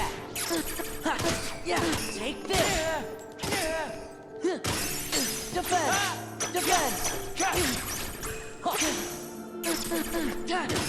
This is it. Defend. Give me strength. Yeah. Back off. Take this. It's over. Yeah, that can happen sometimes. So I got hit by a laser because I did an Ars Arcanum just a fraction too early. Like, we're talking a matter of frames. So I got hit by a laser, which is also random. Like, that can also just miss me.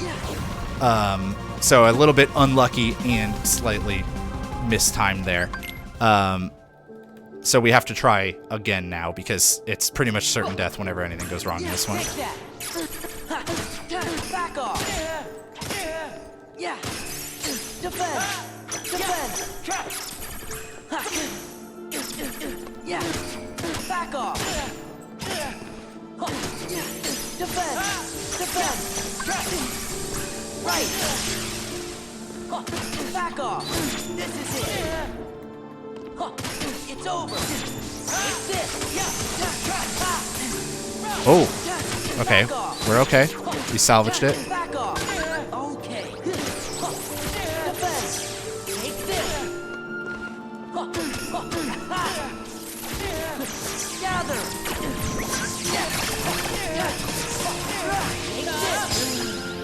Okay. Sorry you don't get to hear that much of the music. It's okay, we got to hear it twice. Yes, it's true. And it swells right as we finish it, so it's perfect. Okay. So that Roxas fight is really cool. It can be a little frustrating at times. Doesn't always want to work the way I expect it to, but that's okay. And I'm pretty happy we got it within 2, to be honest. And both of them I got hit by the laser, so I was able to salvage it on the second one. I almost saved it on the first one. We got a little unlucky with random lasers, though. Now we're moving into a section that we're going to actually get anti-form intentionally. So as we've been using all these drive forms throughout the run, they've been routed in a specific way that we would never see this form, this anti-form. But we're using a Keyblade that we got from that Roxas fight in order to intentionally get anti-form, so that way we can drain our anti-points. We're actually going to do it again here. We had to wait on this elevator anyways, so while we're killing those enemies to kind of stay safe and whatnot, we also refill our drive so we could go anti-form again. Now we're no longer going to use that Keyblade because we don't need it anymore. We're going to buy the last set of ethers that we can, and we're going to pick up an elixir that we grabbed an item for back in Timeless River. Then we head into yet another boss fight, because we got a big boss rush here. I'm going to have to focus on most of these because they're just really tough, but in this fight, I'm just doing specific sets of combos with Duck Flare and using Valor Form to refill my MP so that I can use more Duck Flare later. But I also have to be careful not to over-damage this boss, and I got to keep Donald alive, so it's a tricky one.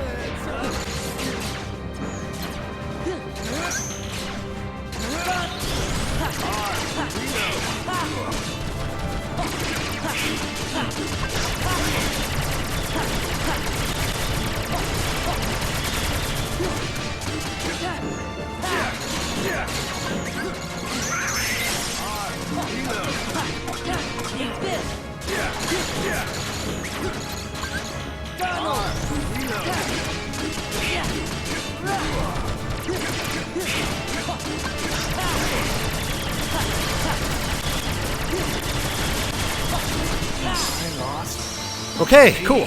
That went perfectly. I was a little worried I was going to be underdamaged at the end, but it went just well enough. Okay. So yeah, we use the Duck Flare at the beginning, and then we use Valor Form in order to refill our MP while we're also dealing some damage to the boss. And that allows us to use another Duck Flare at the end. And I'm using an ability called Aerial Spiral a lot during Duck Flare, because it actually just helps the Duck Flare do more damage. It's a weird quirk of how the ability works. Now we're going to switch back to Decisive Pumpkin, which we'll use for the rest of the run. Oops. We're going to put on Oblivion on Valor Form. We're going to equip that elixir we picked up as well. We're going to be using that elixir a little bit later. The boss rush does not end there, though. We're going to head into Luxord now. Luxord is a fight that got a lot more difficult with the 60 FPS versions of this game. I'm not all that great at it, but let's see how we do. Specific opening to get out of dice form, as well as provoke the boss to attack us so we can reflect his attacks.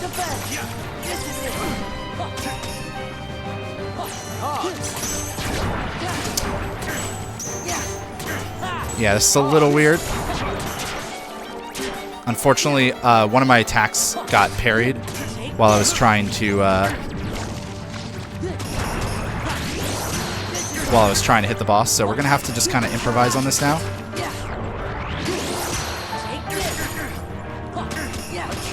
Okay, this is good. We want him to spam this move.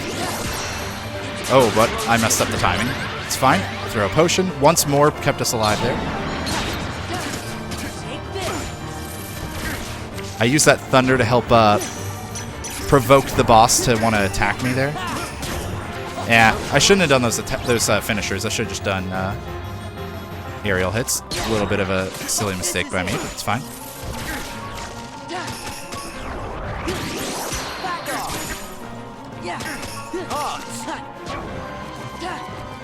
Yeah, so I didn't have enough MP in order to do a reflect there without putting myself in MP charge, which I did not want to happen.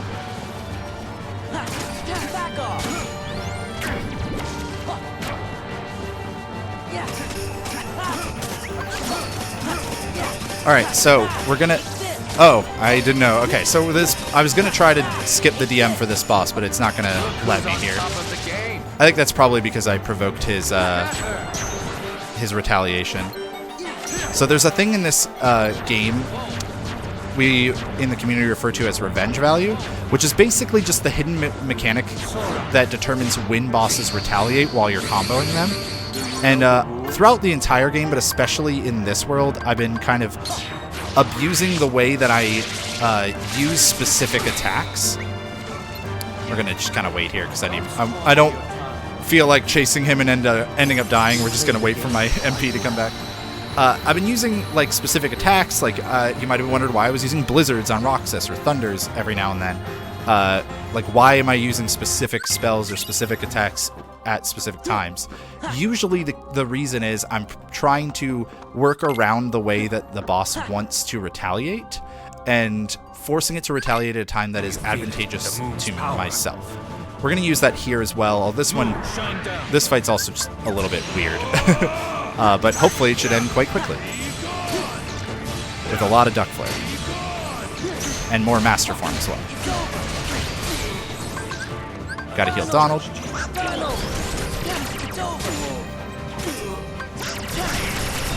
More aerial spirals to get Duck Flare to do more damage.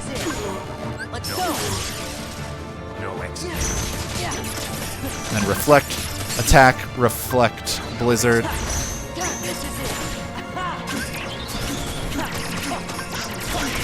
Three aerial spirals, and I'm going to pop 2 ethers to get my MP back. Slap shot, magnet, delayed reflect. Donald died, which is really unlucky. I think I probably didn't position myself well. So the boss could DM here. I'm really hoping he doesn't. Oh, I whiffed.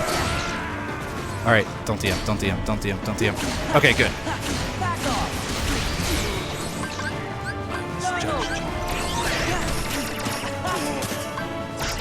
So now we're going to be able to finish the boss off while also building our drive back to 3.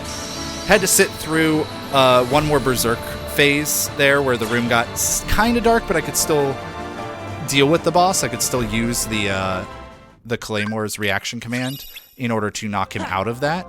If he had gone into a full DM, I almost certainly would have died because I just wouldn't have had a way to protect myself from it. And on top of that, he also would have been invulnerable, so it would have wasted a lot of time regardless.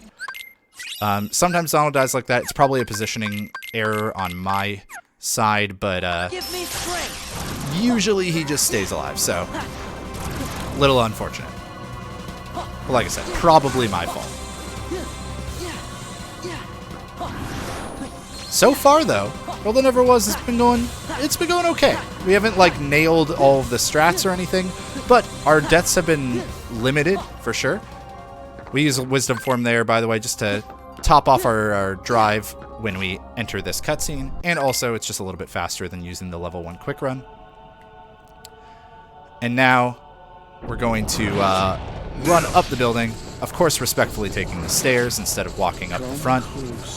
And that's an art installation or maybe a wheelchair ramp or something. I don't know what that is, but regardless, we want to take the stairs. Come on.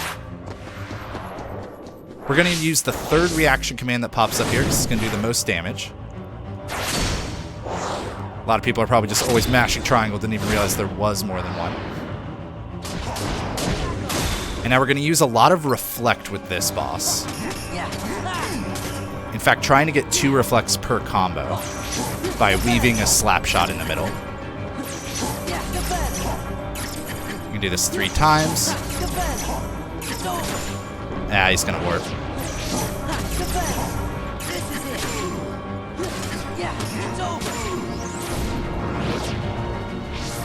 That's fine.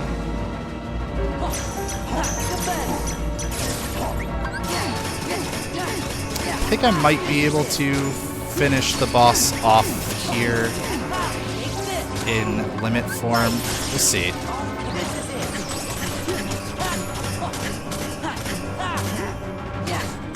It's going to be close. Oh, well, that's not great. And I shouldn't have done that, because now I'm going to lose my drive. Okay, that's fine. I have a solution for this. So we're going to win the fight here. It's just, I ideally didn't want to... I didn't want to to run out of limit form there. I wanted to avoid that building move. I don't know why he warped out of the Ars Arcanum. Usually he doesn't. Usually it lets you attack him still, but oh well. But yeah, he's at 1 HP, so horizontal slash will finish him off. And I know what I'm going to do. I know how I can salvage this. I do need to get to full drive, though. Okay, yeah, I know exactly what I'm going to do. I'm going to use the drive recovery that I picked up way back at the beginning. And then... I can't go limit form here, can I? Oh, I can. Perfect. So, we're using the drive recovery, and then we're going to warp back here while we're in a drive form, and that gives us back to full drive. I might have been fine at 4, but I'm not 100% certain, so I'd rather just play it safe and get all the way to 5. I think I actually do need 5 for the strat, one of the upcoming strats to work. But that's why I picked up the drive recovery for marathon safety. Let's go. Otherwise, I would have had to refill my drive in a really kind of slow method. I mean, not slow. It still would have been, like, reasonably fast, but it wouldn't have been as fast as just using an item and popping out of the world. So now we're going to mess up some buildings. While we do that, we're going to head over towards this big engine for this this ship building thing. And in this section, I'm just going to be using magnets to take care of all of the these little like time bombs that'll get rid of the building for us. I put Donald back in the party because Donald and Goofy are going to allow me to use the group Trinity together, like I've used several times. And we're absolutely going to want to do that in this next section. We're also going to want to use Master Form here in a second because it's going to refill our MP, and it's going to we're going to use the magnet in the next fight from Master Form to deal a lot of hits to a door that we're fighting the whole time, basically. We're going to let 5 of these things spawn, and then Master Form should knock out all of them with the explosion. One more magnet's going to kill everything. Now we can just walk away from the explosion slowly. Alright, this fight's really cool. I'm going to use Master Form, Genie, Trinity twice, or maybe even 3 times, I don't remember. Duck Flare, a whole bunch of stuff, Valor Form. It's going to be really awesome.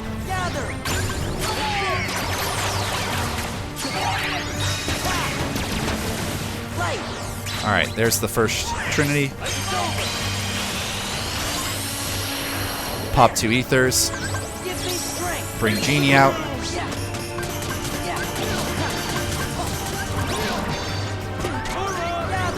Oh, that's unfortunate. I didn't back up far enough, so the Genie strat did not work. I might be able to make it work.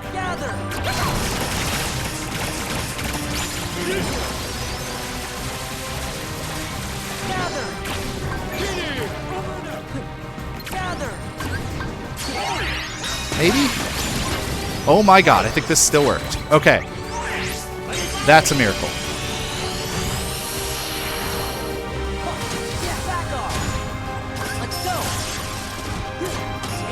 Valor Form, 2 finishers. My light turned off because it got too late. Okay. I unfortunately don't have another ether, so I'm just going to wait on my MP a little bit here while I turn my lights back on. And that should be enough. I mean, that's probably more than enough, but... Okay. So, that went mostly fine. Flex, Slap Shot, Reflect, Finisher, Elixir into Duck Flare into a Reflect that didn't happen. So, I might have to take a death here.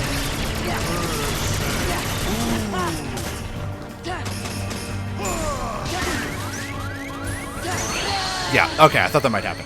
Okay, so what I'm trying to do is pop an Elixir up in the air, use Duck Flare to drain all my MP before the Elixir lands so I get all my MP back. while I'm also doing that, I'm doing other things on the command menu as well. I was not supposed to do 2 finishers there. Alright, we're just going to improvise now. Oops. We're still going to do... No, Donald! Okay, we're just going to die and try again. Deaths on this are super fast retries, and this is a really cool strat, so I want to do it.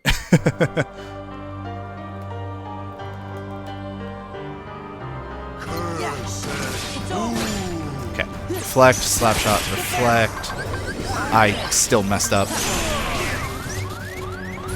It's fine, it's fine, it's fine.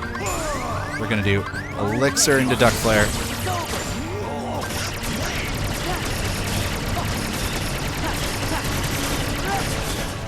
And the reflect into duck flare again.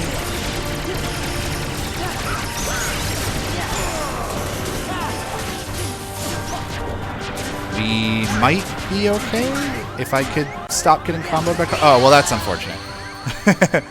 Alright, we got this, we got this. It's easy, it's easy. It's not easy. This is like one of the hardest strats in the whole run. It's just a lot of inputs.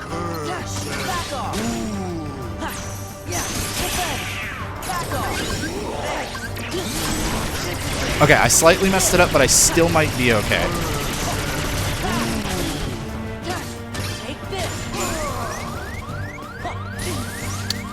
We still might be okay, he said.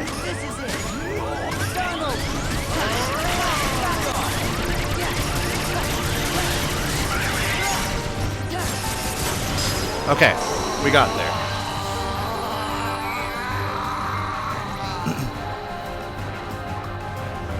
That's fine, because we should be pretty safely underestimate now, unless I die in Dragons. I missed too much, so I got to jinx myself, but that's fine.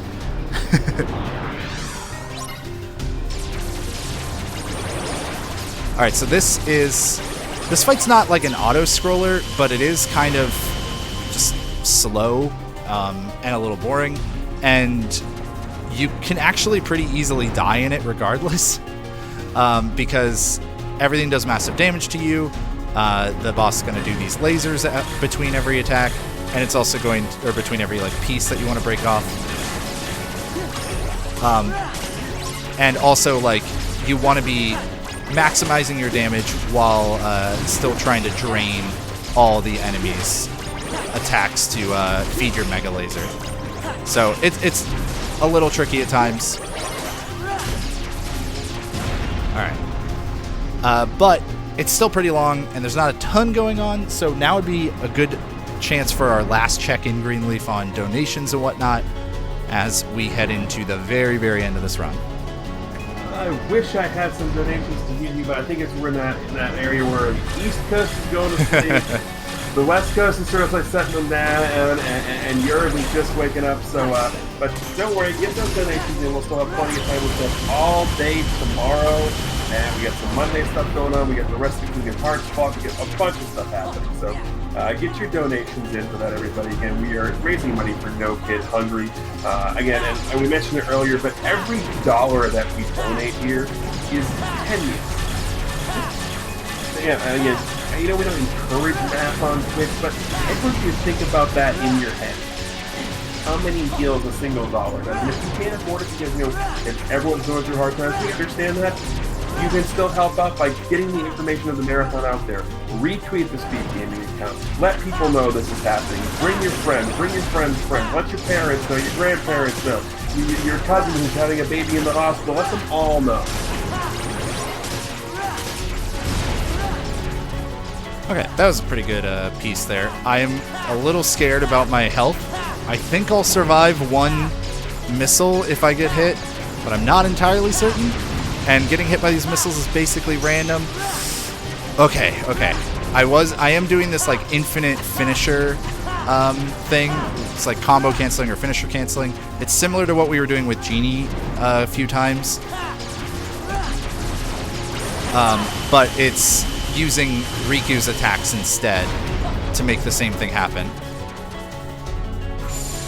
And that's just to try to maximize the amount of like frames in which I'm doing an attack to parry. Like, because the finisher is a big wide sweep, so. Armored Xemnas 2, penultimate fight. This has 3 phases to it. first phase, slide dash, reflect, finish out the combo with a double finisher. Step to the side, we're going to slide dash, slap shot, finisher. We can do the same thing, so this time we're going to do one finisher into reflect. It's going to swipe us. Then we're going to do one attack, back up, reflect, finish the combo, finishing leap as he knocks us back for fun. Then we're going to move forward. We got to get launched back towards him with a building here. We're going to do what's called a snowflake skip, which is basically he wants to do more of those snowflake lasers that we've seen him do during like Dragon's Emnus and some other stuff. But if we just start doing an aerial dodge into glide right away, once we get our ability to move back again, it'll actually skip that. Now this phase should go pretty much exactly the same as the last one. I'm going to back up.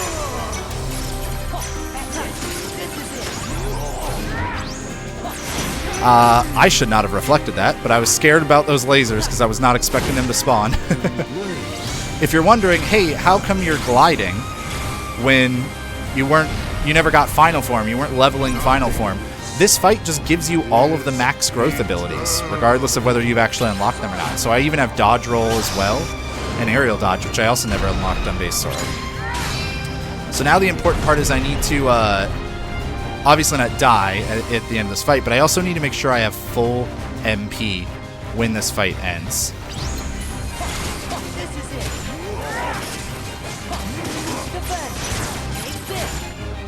So I'm kind of reacting to this boss a bunch. Throwing an ether.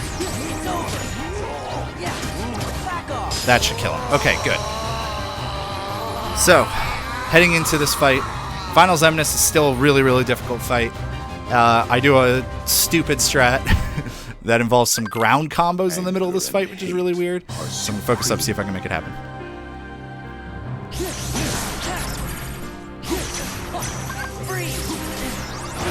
It's okay. Gonna miss out on some of the damage, but should be fine.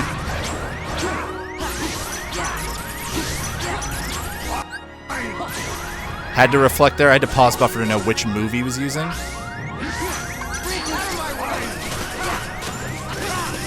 Is that all you got?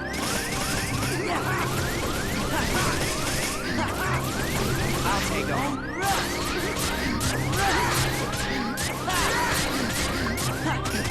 I'm gonna hit him here. Go into an ether into Ars Arcanum to refill our MP. Finisher, hopefully pushing him away from the out of bounds section. It's gonna be close.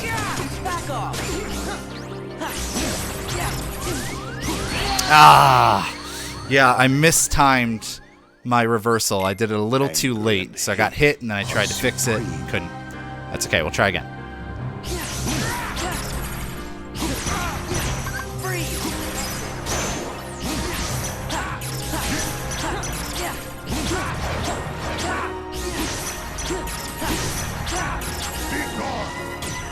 Okay, we can just dodge that one by falling.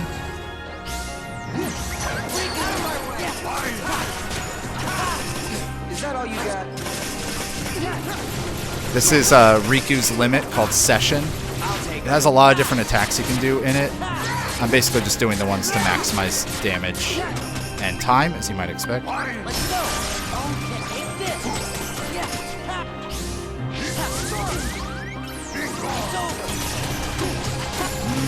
It's gonna be weird now. That's it. It's over. Back off.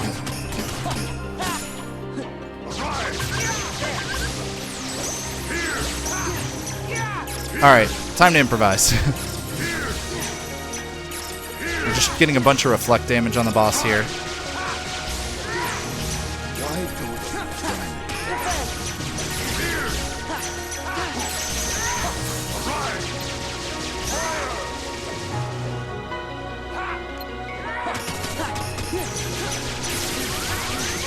That's fine. Just gonna wait.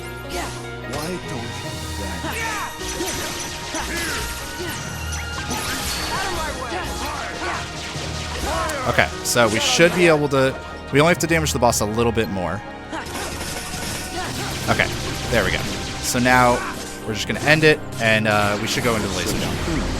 Not a clean finish, but a finish nonetheless, which I'm always happy about because Finals Emnus is really tough. especially the strat I was trying to do. I was really close to getting it. I just had a very slight... I have to do that weird ground combo with the Blizzard and the finisher and everything that I did in the opening. You have to do it a second time at the end. You don't have to, but like for the optimal, that's what you do. And I was just slightly off, just a little bit off on the timing of using the reversal reaction command, which meant that led into me not being able to reflect in time, which led into me getting hit. So then I tried to recover from that hit so that I could do a backup strat, basically the old strat that does a lot of reversals and reflects. But unfortunately, I didn't aerial recovery at the right time to parry, so I got hit and I died because I was 1 HP.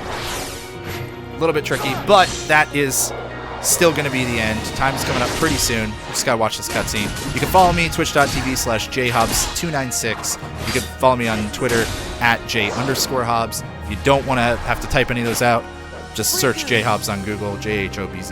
You should be able to find me. Check me out if you want to see more speedruns of Kingdom Hearts, Crash Bandicoot, or a bunch of other random games.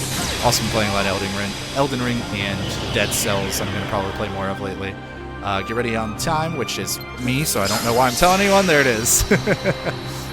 But thank you so much for having me, Speed Gaming. I'm going to get out of your hair, so that way we can move on with this fantastic Kingdom Hearts block.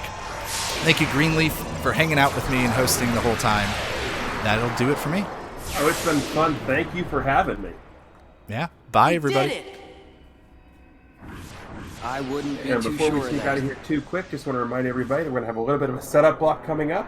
Then we're going to have IBA all day doing the max level super boss rush, and that's going to be it for me as well as JHobz. So when you get back, you're going to have IBA all day doing the Kingdom Hearts max level super boss rush, and Yoinker's wife taking over the hosting duties. I can't. Don't say another word. It's not over. It's just not.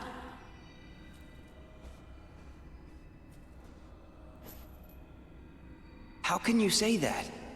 Even if we could go on. Look where we are. Aw, come on, Riku. You've been hanging out in darkness too long. You gotta try and think positive. I'm just going to keep staring at the camera. Sora? You lead. Got it.